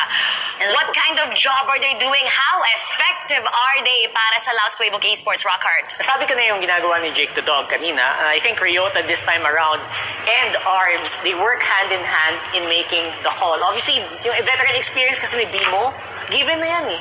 Magkakall talaga yan kung saan kailangan mapunta yung team niya. Pero I think the play of Arvs and Ryota dictates whether or not lamang yung LPE or sila yung nasa umahabol. Now let's put 2 players, one from each team, side by side each other. We're gonna feature them, and this featured player will do all they can para hindi ma-GG. Bring your Kalay game with Master. Sikreto ng mga gwapo. Ikukumpara natin itong si Renjo at si Ryota. What is outstanding between the two? Renzio's more of a bigger built guy. Ryota's got that nerdy look. Oh, sorry, about the game, right. Oh, right, about the game. Ryota, I noticed Ryota is more capable of rotating. He's able to make more of the map. And then si Renzio, ito ang gusto ko kay Renzio. He's either very good at playing the detention game, meaning ikukulong niya yung kalaban niya, pipilitin niyang ma-pressure. And then, when it's come game time, finishing time na, as in nasabay sa tayo, dun siya papaka-super saiyan, i-unlock niya yung final potential, 3-man knockup. Yeah, and I think sobrang underrated din ni Renjo because he's been that ultimate 6-man. Yung 6-man na lagi mong ipapasok eh, before. Aura days. Before on Aura days. Yeah. Ngayon, fully unleashed na siya. He's playing so much better than we saw him in the previous seasons. Talagang kailangan nilang magpakitang gitas if they want to get their win for today. Rockhart, meron tayong laning prediction. At anong masasabi mo dito sa ating lane formation? And as predicted, Etomax is going to be the ones for making the calls here. In-game leader. X has got that. Kind of expected all around, actually. Ang pinaka-matchup na nakita ko later on will also be on Aspect and KLVJ. KLVJ, he killed yesterday for sure. Oh, yeah. But again, KLVJ is not afraid to make those sacrifices, especially during Game 3. Alam niya mamamatay siya as the Granger. He's willing to do that. Another matchup I'm looking forward to is, again, Jake the Dog versus Kelra. One, underrated. The other, he just wants the spotlight. I'm wondering what that rivalry is going to look like. Sino nga ba makakakuha ng spotlight today? Oras na para magsalpukan ang dalawang koponan. LPE kontra Execration. Shoutcasters, pasok! Ladies and gentlemen, welcome to the Caster's Desk. Ako si Butters, kasama ko ngayon si Rob, Luna, and always do remember that the MPL Philippines Season 7 is presented by Smart, the official tournament telco partner of the MPL. Free to game great with Smart, free games for all. Nakita na nga natin, Rob, yung nakalagay doon na title. It's Bounce Back or Back to Back. Yes, bounce back or back to back. So, well, of course, Execration coming from the win yesterday against Next Play Esports and LPE. Nasabi to kanina nila Rockhart na they were gonna be playing ngayon na magkakasama. Excited ako makita yung Butters. And syempre, as we try to bounce back, as we continue to deal with the COVID-19 pandemic, we encourage everyone to follow the government's health and safety protocols. This includes practicing social distancing, wearing a face mask and face shield, sanitizing, proper hand washing, and staying at home as much as possible. Let's all do our part to stay safe and help stop COVID-19. Rob, you were saying, ano nga ba yung mga intricacies at yung mga pasikot-sikot netong matchup na to?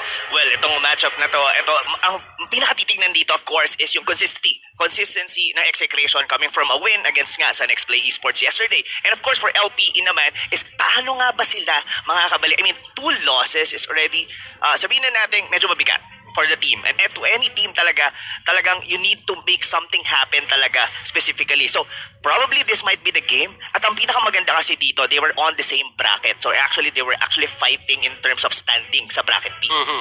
Now, consistency ang kailangan natin makita sa Execration, and yun talaga yung kailangan nila emphasize eh. Kasi kung explosiveness lang naman ang usapan, pinaka-explosive, isa sa mga pinaka-explosive ang Execration. Well, for LPE naman, they are probably sticking with what works. Nasa kanila yung idea ng consistency, but that consistency na hinahanap nila into winning games still have to kick in. And who will make smarter choices dito sa draft? Syempre, this is brought to you by Smart, the official tournament telco partner of the MPL. Free to game great with Smart, free games for all. Rob, let's head into the draft now. Selena and Angela ang binan dito ng LPE, while Execration, medyo iniisip pa nila kung ano yung gagawin nila. I think that's a jaw hit, if I'm not mistaken. Yes, jaw hit yung kanilang naging first ban dito. So, in terms of sa banning dito ng LPA, to be honest, ito hindi masyado to na-open itong Selena na to. Nagulat lang ako, na-open to actually kanina on the first series natin, Cignal Ultra and as well with work. Pero dito, I like the ban, no? Execration actually be the one to be banning the Paquito, wherein ito yung isa sa pinaka naging sikat na hero nila. Of course, Renzo has been doing well with this hero. Pero since ang magiging first pick natin dito is LPE, so they don't want to face against a Paquito. Binan ang pambansang kamao ng Land of Dawn, ladies and gentlemen, si Paquito. Eh, kakalabas lang yung skin yan. Pacquiao licensed skin. Isipin mo yun, naglalaro ka ng Mobile Legends. Biglang lalabas si Manny Pacquiao. Mobile Legends lang, wala suntukan. Oo, totoo naman. Saka ano yan, saka pag natalo ka dyan, hindi ka natatalo. Pag gamit mo yung skin na yan. Ano ba yan? Ang banat kasi dyan, Kuya Butters, hindi ka natatalo. Pero ikaw ay natututo. Ganyan ang banat dyan, Kuya Butters. Alam mo, Rob, syempre itong mga teams na to ayaw matalo. At more or less, kahit manalo sila dito, gusto din nila matuto eh. Eksakto. Kasi kailangan sa MPL, always adjusting kay. Kasi hindi talaga nakaset sa isang bagay ang MPL meta. As we saw nung Season 6 or kahit yung previous seasons pa, kung sino yung pinakaunang mag-adapt, Rob, sila yung nananaig sa dulo. Oo, adaptation is key talaga. Lalo na interchanging talaga yung meta natin. Kumbaga, ito nga yung tinatawag nila the nice one baby meta eh. Diba? Bakit the nice one baby meta? Ayan, nakikita mo dito, Angela. Diba? Yan yung mga support, mga sustain, yung mga heal. So, sila yung mga nasa meta natin ngayon. They were actually been buffed earlier. Tapos yun nga, yung si Miss Nice One Rafaela.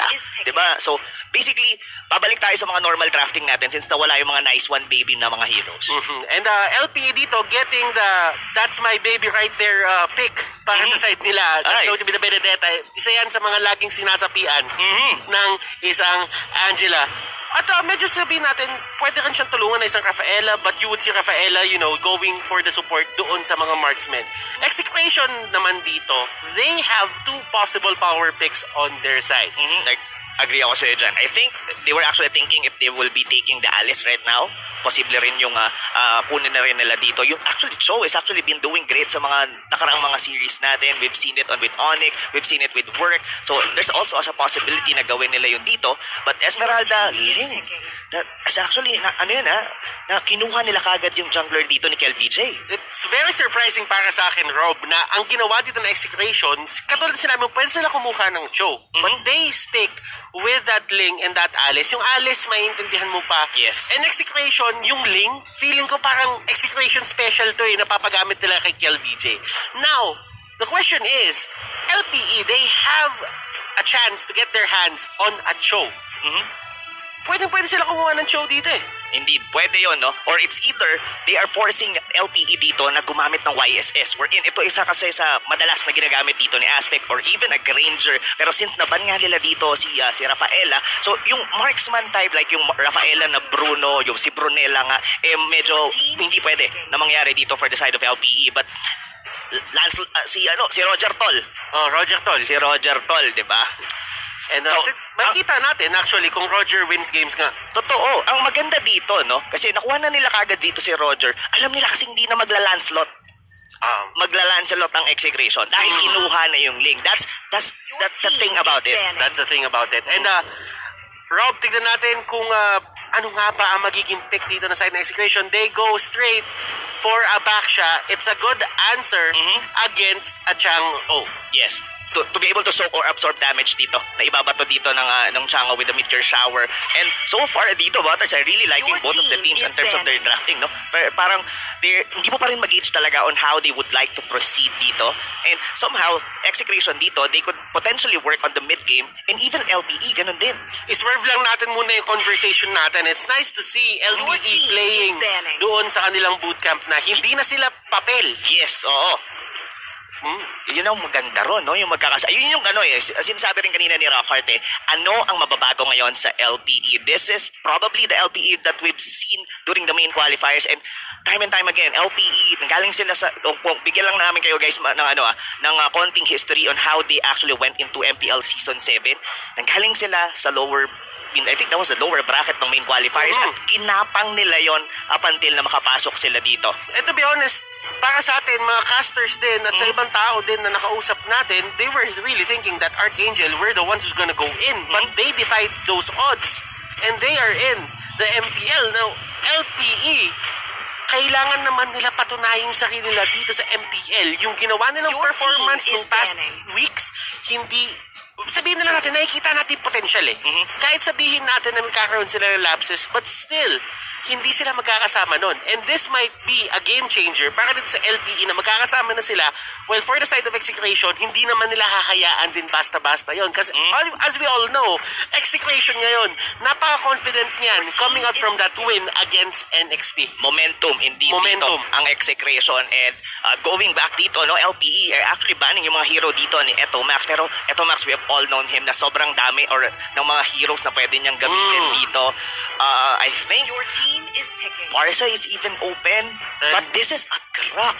This is probably, kumbaga, way back Season 4, Kuya Butters, maaalala mo yun, the Grak Black ni Jackno. The Grak Black. Well, tignan natin kung paano gagamitin ng Execration to dito. Remember, there are times na pwede mo rin yung makita sa side lane with a high-end try and ginagamit din yan na tank, pero naka-high-end try din. So there are many variations. May iba-iba pong gamit ngayon ang isang Grak and tignan natin kung paano siya i-utilize ng Execration. Yeah, I like what you mentioned na maraming gamit ang Grak. No? We've seen this with Raflisha, no? Na ginamit niya with high-end try. Even Execration actually been the one to familiarize or nagpasikat sa atin ng side lane na Grak na yun din, naka-high-end try din. And yeah, for LPE dito, ito ngayon ang iniisip ko, no, Butters, how would they paano nila tutunawin to Taxa, Grak, and given that going into the late game, itong Alice na to, alam din natin na well, medyo talagang titigas talaga siya with the winter transon. Pero basically, the longer na humahaba yung laro, mas lalong humihirap labanan ng isang alis. Kailangan magkape ng LPE. Walang matigas na tinapay sa mainit na kape. Pero, Rob, just to answer your question, medyo mas tama. Hindi na bibiro. The Roger has this innate capability of taking down heroes na mataas yung buhay. Kasi nagkakaroon siya ng percentage-based damage dun sa physical attacks niya kapag ka nasa wolf form siya. Yes. Diba? Yes, agree ako dyan. And not only that, this pick with the Sylvana rito would also be tricky for the side of Execration. Pwede nila tong panghuli, di ba? Number one, Ling, if you are actually good in getting the Imperial Justice, and even you could cancel the Flowing Blood dito ng isang Alice. Kumbaga, pwede mo siyang hindi palabasin doon sa loob. So yeah, I'm really excited dito para sa side ng LPE and how would they bounce back dito sa game na to. Always remember din dito na dun sa lineup na ginawa ng Laos Playbook Esports, kailangan nila mag-all-in, especially with the Benedetta, with the Roger, mga in-your-face heroes to But with a Baksha, dun pumapasok yung challenge sa draft nila dun sa side ng Execration. Kasi, kung isipin mo, kahit mag-killing spree ka dyan, medyo nagiging limited yung lifestyle na nagagawa mo. And at the same time, kailangan mo talaga i-sustain yung sarili mo kasi katulad sinabi mo, Rob, tanky ang mga heroes dito ng Execration. But we will find out in just a bit, ladies and gentlemen. This is game number 1, LPE versus Execration. Oh no, ito mga kaibigan. Ito pinakamagandang tanong talaga dito. Paano ang setup dito in terms of rotation dito ng Execration? This is gonna be probably ang bilis ng minion wave play nila dito together with this Grab and ito rin kay Etomax na Farsa. And as you can see, ladies and gentlemen, Chakno dito going for a more traditional take sa isang Grab. Kumuha siya dito ng focusing fire and makakatulong yan and dealing damage dito sa mga less tanky heroes sa side ng LPE and first blood dito. Wow! Oh no, medyo yun okay na nakuha nila yung first blood, pero given na ang nakuha or napitas dito ng LPE was actually KelVJ, and given na nakuha niya yung purple buff that time. So this is actually good news for the side of LPE. And as you can see, LPE dito, nasa kanila pa rin yung bola in terms of getting their purple buff. Now, Jake the Dog, Kelra, nandito sila sa area sa may taas. They're trying to scale up, trying to get level 4, pero si KelVJ, siya pa rin ang main target nila, Bimo. Grabe yung yung binibigay na pressure dito with KelVJ. Medyo nabasa ng LPE na kailangan nila muntikan pa umabot doon. Si Bimo, split second yung kanyang yung recall to ONIC KelVJ. Pero eto ngayon, magkakaroon tayo ng slight problem dito for the side of Execration kasi dalawang beses na nakukuha dito si KelVJ, and yung first objective natin for sure is gonna be the first turtle. Medyo I doubt na makaka-contest dito ang Execration. And as we all know, Rob, yan talaga isa sa mga pinaka-problema ng isang Ling ngayon. Dati yung command niya sa may jungle nakakatakot, pero ngayon may mga ways na para talaga i-kick out siya sa sarili niyang jungle, katulad na nakikita natin ngayon. And Rob, kung napapansin mo dito, 2 kills sa si Bimo na may Festival of Blood, makakatulong ba yan sa kanya? Makakatulong talaga yan. Ito yung yung difference na to pagka sumasabay sa'yo yung Benedetta, tapos pinupuntahan ka rin and ini-invade ka mismo sa jungle mo. Look at this one. Sobrang aggressive pa rin ng Execration dito, regardless na si KelVJ wala siyang purple buff. And right now, we are actually seeing a fight. Chakno dito tumatakbo with the power of nature. Matutumba kaya siya dito. Ryota, hinahabol pa rin siya. Flicker in. Huli siya dito. Aspect with that Roger. Siya ata ang tutumba. And will that be a 1-for-1? Doon ata matatapos yun. Jake the Dog, ginamit yung ultimate niya dito. Pero doon matatapos ang laban. Doon sa may likod. Bimo dito still wants more. Renjo dito. Aalalay. Tutulungan yung dalawang teammate niya. Arbs dito with that drill. Tatamaan si Renjo. Pero masyado siyang makunat. And mafo-force out nila dito ang LPE sa gubat nila. LPE is really doing its best to invade dito ang jungle ng Execration. It was probably an overcommitment kanina, no? Nung pinasok doon ng LPE, and if ever na umabot doon yung buong Execration squad, they could actually get wiped out. Pero consistent dito ang nagiging galaw ng LPE. Pero for Execration, kahit papaano sumasabay pa rin naman sila. They really have to work it around. Medyo kailangan dito na bumawi going into the mid game natin dito ang Execration. Kumbaga, nasa kanila naman yung yung time Now, looking at the pacing drop, kanino nga ba pumapanig etong pagiging hyper-aggressive ng LPE? As you can see, si Keller din dito, ginaw na, but Ling dito ang pagbangon ng api. KLVJ getting a kill of his own and make that double pa, ladies and gentlemen. May tutumba din dito sa may turtle area, Aspect going down, so that means si KLVJ pwede siya pumunta dyan with an easy retribution and almost uncontested ang mangyayari dito para sa side na Execration na turtle take. Ang ganda ng comeback dito, Butters, ng Execration. I mean, those 2 kills with KLVJ is actually crucial sa early game. Into the game, medyo action-jackson talaga yung mga laban natin. And it all thanks to Cignal, kung sasabihin ko. Kumbaga yung vision na napoprovide dito, hindi rin siya basta-basta sila napapasok dito. Look at the damage ng wild charge na yon. And Arbs, hindi na tama yung Imperial Justice dito. Eto Max with the punish. Gagamitin sila Feathered Airstrike. Arbs dito trying to get away. Nandun sa gitna. Yung Rejuvenate, ladies and gentlemen. Revitalize, rather. But right now, there is going to be a go on Ryota. Ryota goes down. Jake the Dog dito. Meteor Shower, medyo nalilate ang kanyang pagpasok, but still, it is what it is. Execration dito, sila na naman ang nakakuha ng magandang trade. Indeed. Ang mahirap kasi dito, no, for side of Jake the Dog, nasa top lane kasi siya dito, and most of the time, they go invade with the purple buff dito ni LVJ. So, in terms sa pag-responde dito ng Chango, medyo malayo yung kanyang babaybayin para pumunta lang doon at tumulong. Pero look at the Imperial Justice, mukhang may huli dito, Butters. And that is going to be Farsa going down. Chaklo dito, tina-target pa nila, pero I don't think nakakayanin nila yan. Kailangan na naman ang nagiging main target dito para sa side ng LPE. KLVJ, naspatan na yung dalawang member dito ng LPE at mapipilitan siyang umalis habang sinisecure din na okay si Keller na makakabalik sa base. Ito kasi yun, Butters, yung time nasa Execration, kailangan lang nilang i-drag tong game na to going into the late game. Sumasabay sila dito in terms of gold, hindi ganun kalaki ang lamang ng LPE, pero consistent ang pag-invade, consistent ang pagiging aggressive dito ng LPE. They have to make it work, pero up until now, wala pa rin silang nababasag na tore. They have a great start, pero not that great going into mid-game. And yeah, but always remember guys, kailangan yung kills na yan na-turn mo into objectives. At sino nga ba ang pinakaunang makakuha ng turret dito sa team na to? Tatandaan natin, yung trading pa lang nila dito is because of the turtle. Dun pa lang talaga mismo nagkakaroon ng isang matinding away. And right now, Execration, nandun pa rin sila sa area ng turtle. Ayaw nila ibigay basta-basta to sa side ng LPE. Hindi rin ganun kasi ka-confident dito yung LPE. They're actually trying to poke it down, itong turtle na to. But look at Cignal. He's going into the backlines dito ng LPE. And look at that catch sa may likod. Arbs dito, catching out that Farsa. Naka-flame shot siya, wala siyang Purify. And look at this Ling, pumasok na rin siya dito with that Tempest of Blades. Arbs dito, trying to get away. Hahabulin pa ba siya ni Kel? Titigilan na nila doon. Renzo dito, naipit sa tatlo. He will go down. Cignal and the others will just run away. And Kelra dito, ang tapang na move. Susubukan niya pa rin kunin yung turret and going in. Once again, Arbs dito nahuli and that is going to be a kill para dito kay Kelra. Wow, Kelra getting the kill doon kay Arbs. And not only that, grabe yung pag-zone out dito ni Cignal. Kumbaga, napaaga sa kanya. Yung quarantine. Sinara niya kagad yung mall. Sobra. I mean, anong oras pa lang, Butters? Sarado na kagad.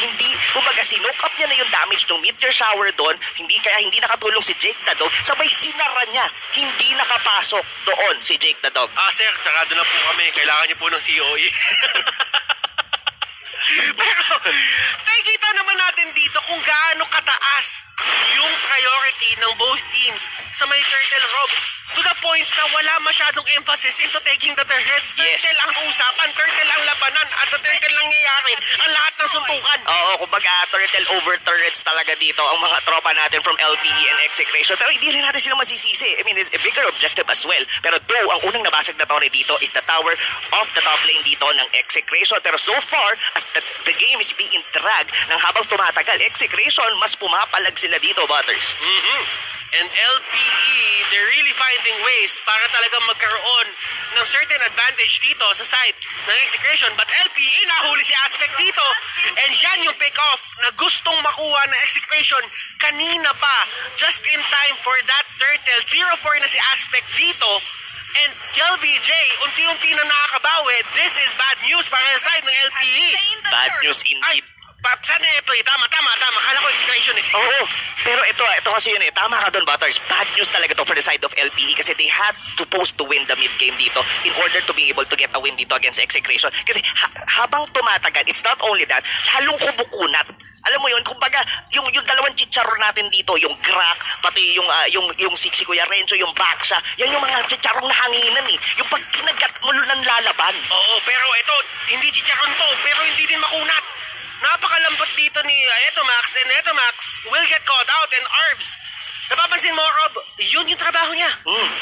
Totoo yan. And now, look at this. Even LPE, kahit paano, lamang pa rin sa mga at least 1,000 gold against Execration. Pero alam natin at nakikita natin yung struggle nila dito. Even the damage from the Lancelot, hindi na enough. Look at the wild charge dito. Ang sakit. Jake the Dog, halos mabura doon. Execration dito, they're finding the pick-offs. Bimo, hinarangan ang daanan ni Renzo dito, pero ando si KLVJ para alalayan ang magkuya tandem ay pumasok na. Chakro dito tumulong na rin, and ito na ang third take para sa side ng Execration, and this is going to be one of the things na kailangan bantayan ng LPE. Dito lumalamang ng todo Execration pag nagiging sobrang hyper-aggressive na nila sa mapa. Oh my, look at that. Ginamit na lahat doon ng Benedetta, lahat ng slice and dice niya doon. Pero halos hindi nakalahati yung mga buhay doon ng Baksha together.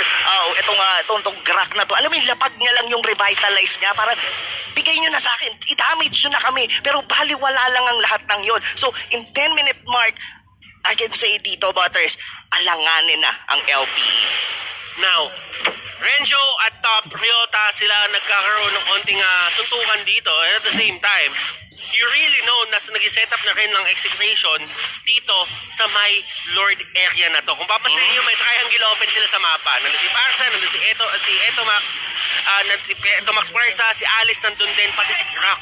Yes, I like that you mentioned, no? Yung positioning dito ng Execration is actually ready for the Lord. And if ever na ma-pick off nila tong si Bimo, it's gonna be a go signal for them na kunin na ang unang Lord.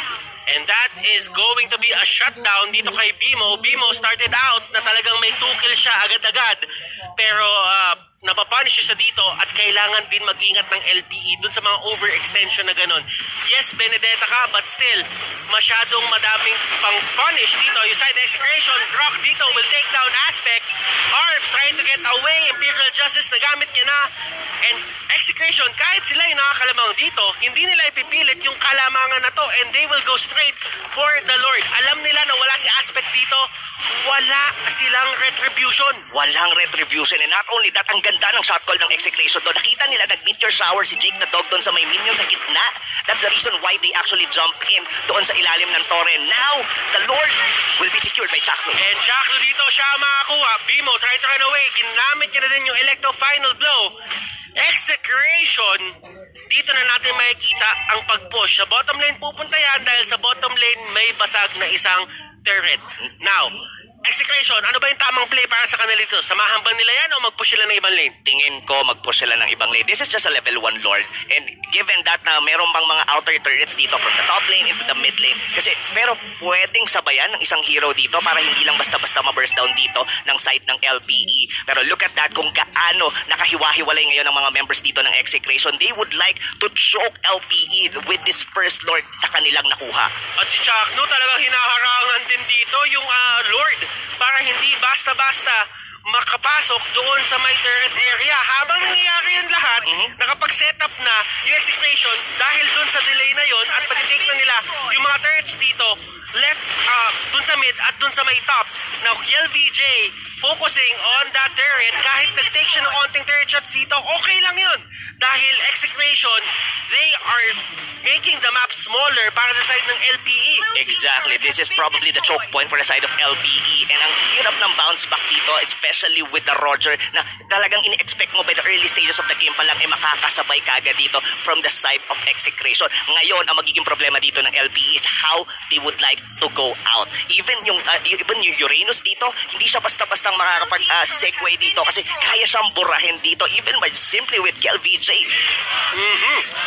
Execration now has command over the map. Ito yung sinasabi natin, Rob, na in terms of turret, kailangan muna nilang i-secure yung mga turtles border side. At kapag ka nakuha na nila yung mga pick-off na gusto nila, napanalo nila yung mga clash na gusto nila, Execration's plan is to push ng dire-diretso na. And kung napapansin mo, from a full map para sa side ng LPE, napaliit na napaliit, and sa totoo lang, wala na silang outer turrets ngayon. Wala ng outer turrets, and not only that, look at the positioning dito ni Cignal and Etomac. Hindi nila pinupush yung gitna. They are actually freezing the lane right now. And in terms of resources, paano ngayon mag-iipon? Mapo-force ngayon dito ang LPE to get the fight that they don't want, or they have to play it very risky to the point Execration sila ang mas makakalamang.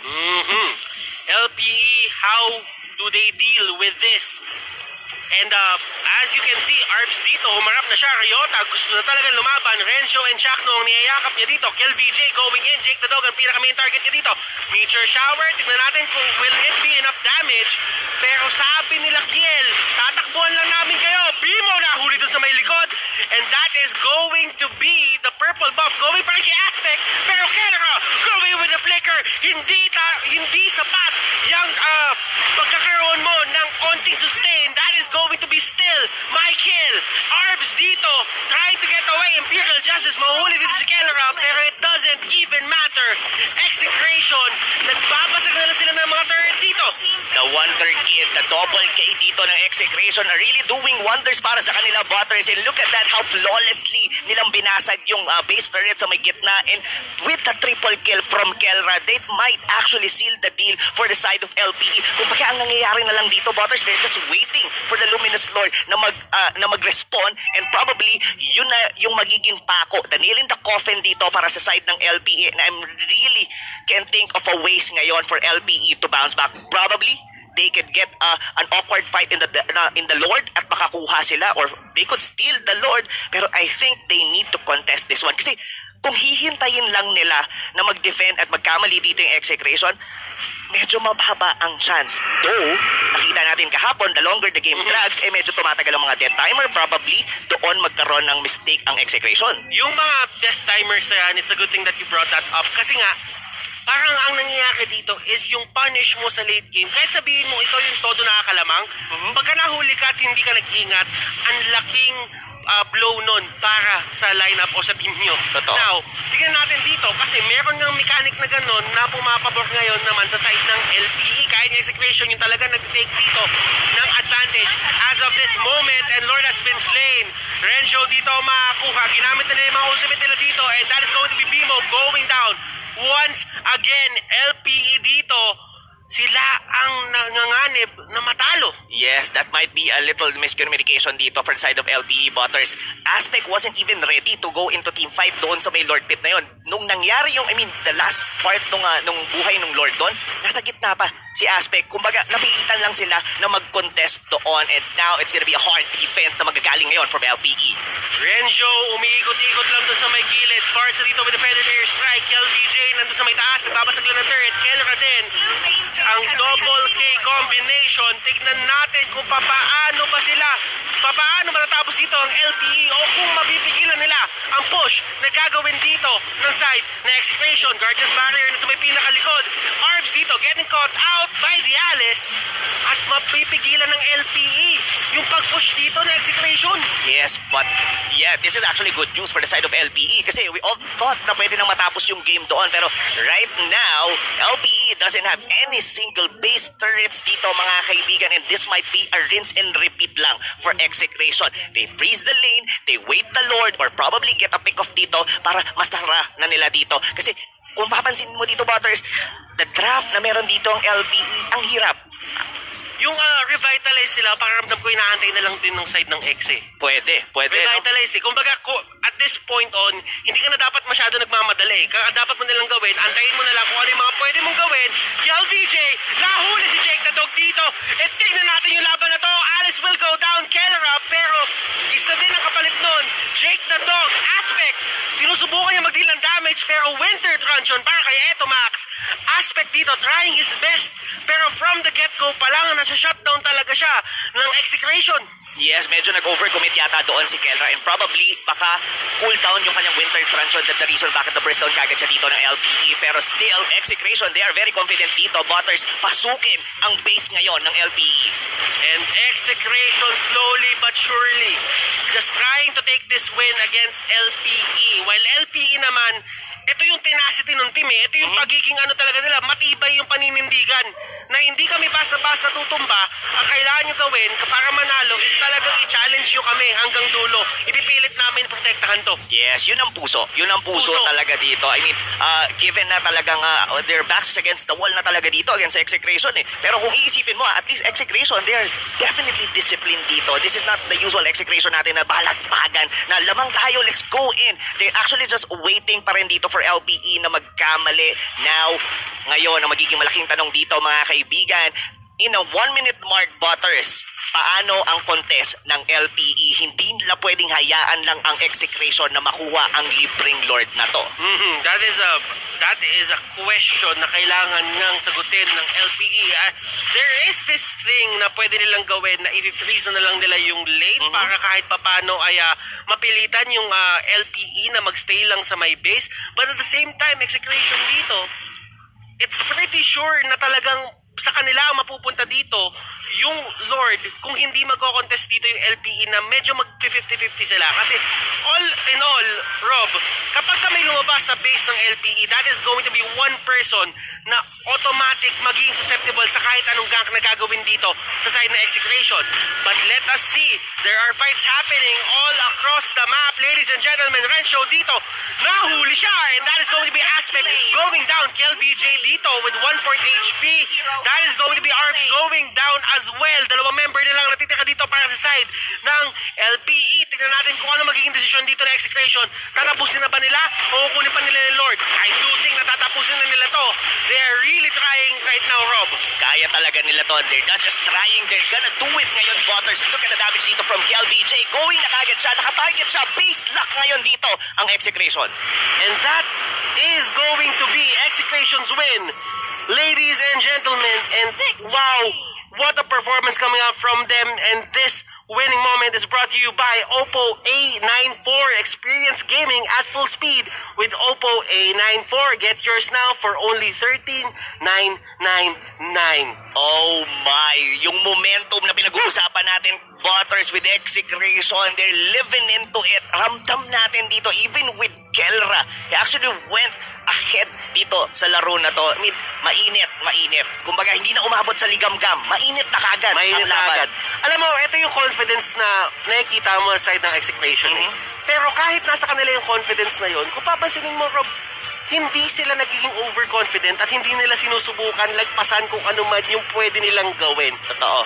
And this is a very scary Execration if you ask me. Yes, and given that the two-tank setup na nakita natin with Execration, grabe, nasabi to kanina during sa panel, ano pa bang mga strategy ang meron ng Execration? And with Coach Bakbet, mukhang sa ngayon parang endless. Ang dami nilang nilalabas ngayon dito sa pagbabalik ng MPL. Creativity and explosiveness, yan ang kailangan lagpasan dito ng LPE para sa game number 2. But right now, let us throw it back dito sa ating resident analyst, si Wolf.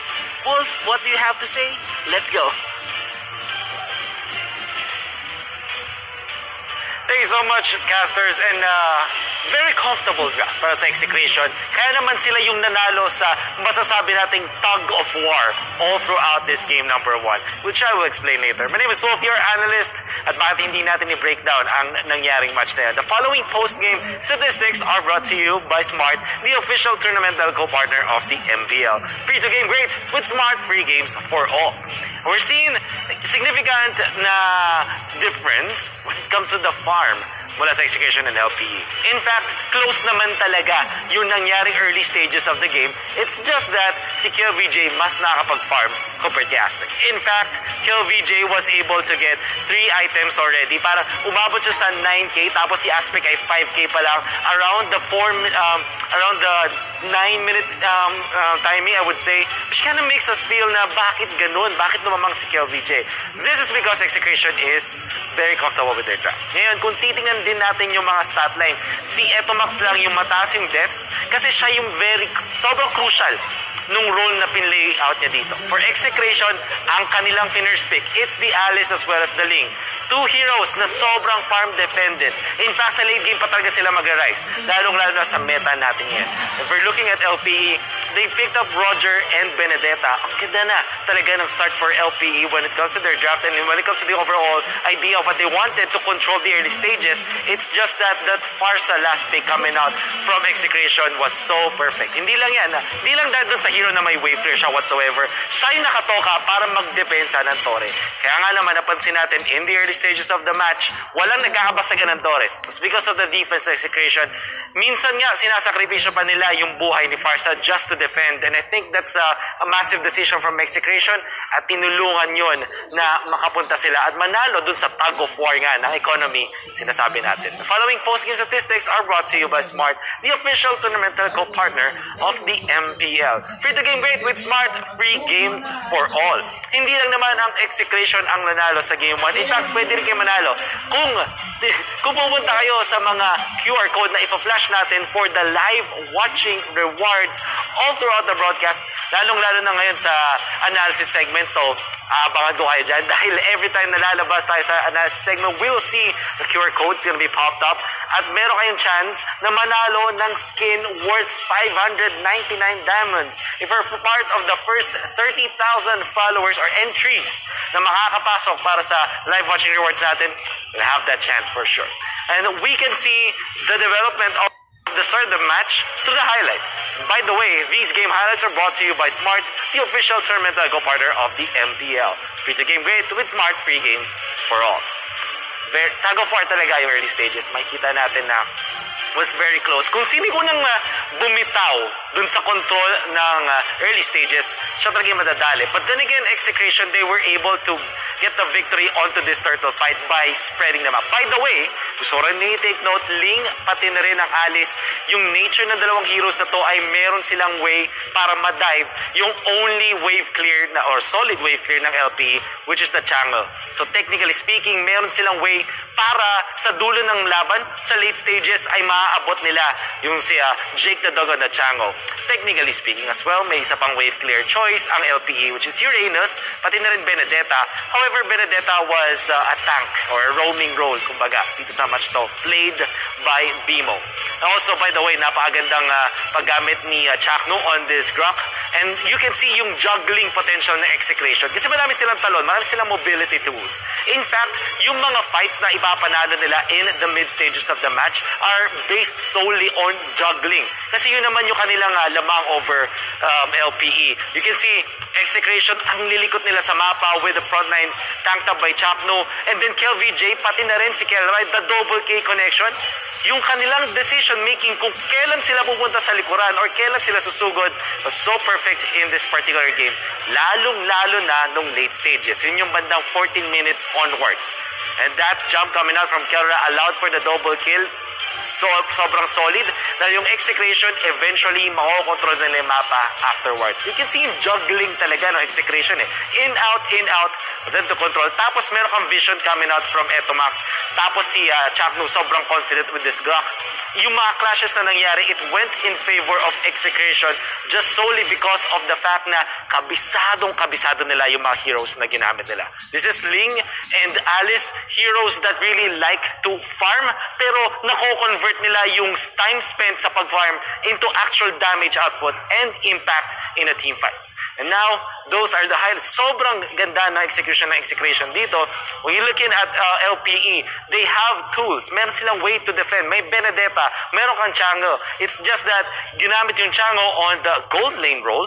Tapos yung Benedetta ginamit naman as a roaming role.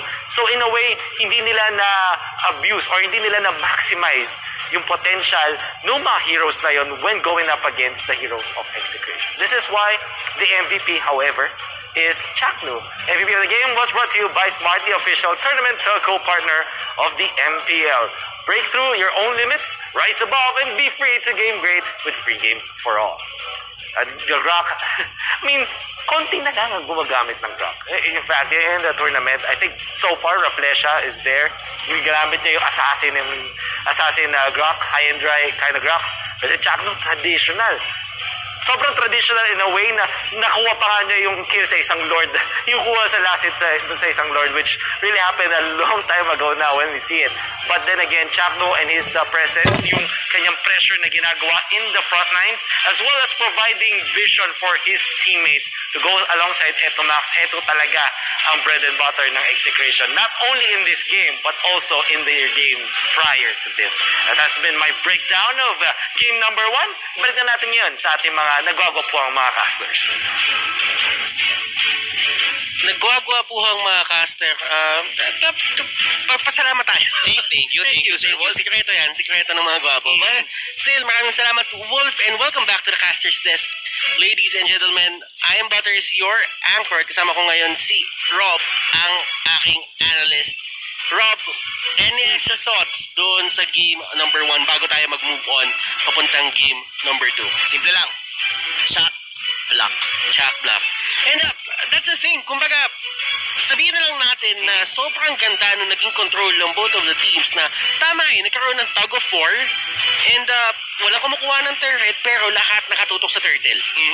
And by the time na lumabas yung pinakaunang Lord at si Aztec ay hindi pa siya nakaka-bounce back doon sa nangyari sa kanyang 0-4, parang ginamit na Execration yung nakalamangan para kunin yung Lord at mag-clear ng lahat ng outer turrets. Totoo yan.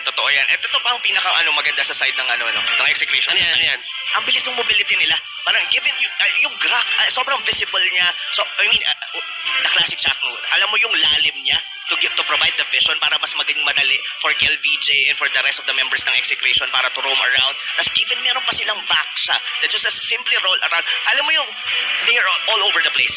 And last thing na akala mo nasa baba, biglang katabi mo na pala. And who will make smart choices in the draft?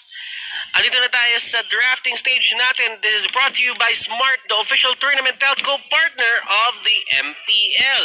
Free to game great with Smart, free games for all. Benedetta ang bandito na Execration alongside the Angela, nice baby meta. And LPE, ayaw nila ibigay yung pakito. Ayaw talaga. Since first pick nyo dito ang Execration and most likely, ipaprioritize nila yan kung i-open yan ng LPE. But, yeah, I think we were actually seeing almost the same bans dito. Selena wasn't even banned pa at the moment. Pero, if ever man, they might be willing to give the Selena just to get a different type of hero para dito sa side ng LPE. Kailangan nilang baguhin to, Butters, yung approach nila. And, of course, yung mga nice one baby heroes, na mga nice one baby, na mga... Hindi pwede lumabas. Hindi pwede talaga. That's my baby right there. Laro lang. Laro. Ayun yung mga nakakayakita sa sa... Nyari, papasok kayo sa isang usapan. Okay. Call. Tapos, isasama ka na nga lang. Dalawang magjowa yung kasama mo. Okay. Tapos literal, ikaw yung pang third wheel kasi wala ka Yung pang-lima, usually, yun yung tumatanggap ng ng inggit dun sa mga nice baby. That's my baby right there. Pag ganun kasi... Aya lang, walang inggitan. Oo, saka makiramdam ka. Diba? Makiramdam pa, makiramdam. Makiramdam ka, tol. Pero, kidding aside mga kaibigan, this is actually a jawhead ban for the side of LPE. Now, what's gonna be it for Execration? What is open? Alice is still open. Esmeralda is as well is open. Pero ano ba? Uranus ang magiging sagot dito ng Execration. Alam mo yun, it's always nice to start with a strong side laner Oo. So, kumbaga, pundasyon muna bago yung totoong aksyon na mangyayari para sa side ng Execration pagdating ng second and third pick nila.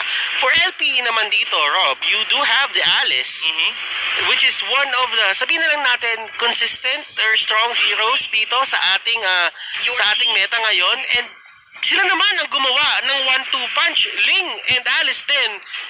This is a mirror draft.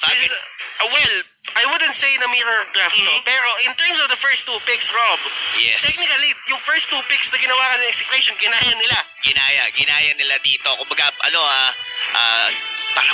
ramdamin mo yung sarili, yung poison na to. Parang kala nyo kayo lang. Kami din. Kami din. Kaya din namin gawin yan for the Execration. Pero now, it's gonna be tricky for the side of Execration. What's it's gonna be it? Since they already have their own, probably this is gonna be XP lane na Uranus, they would like to secure dito probably their jungler, and what's gonna be it?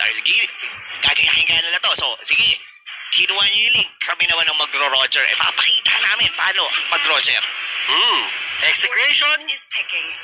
they will pick a Harris and a Lunok. So, ibig sabihin dito, this probably the Etomax and the Kellera hero as we are seeing kung paano nila gamitin to. And pwede din naman mid, papunta kay Kel VJ, pero that is not as efficient dun sa mga compared sa mga oras na pwede pa sana talagang gamitin na jungle ang isang Harriet. Wow. LPE, they get the Grok. Yes. So, are they saying that we're gonna be picking the Farsa next? So, kumbaga, sabi dito ng LPE, ginawa nyo sa amin yan. Kaya din namin ipatikim sa inyo. Pero, Execration, they are on that heroes earlier, and most likely they know how it will play out. So, this is gonna be a big question for them right now. What's gonna be the mid lane na kanilang ibaban dito? Will they ban the Farsa? Or will they ban the Chango? They could ban the Farsa, pero alam mo, eto depende pa rin kasi yan sa paggamit ng Grok eh. Like, kanina nakakita tayo ng isang traditional Grok para kay Chakno. Ang trabaho ni Chakno doon is lagyan ng focus and mark yung mga members doon ng LPE. Kaya sila lumalambot. Kaya nagkakaroon ng freedom execution na pumili ng isa pang target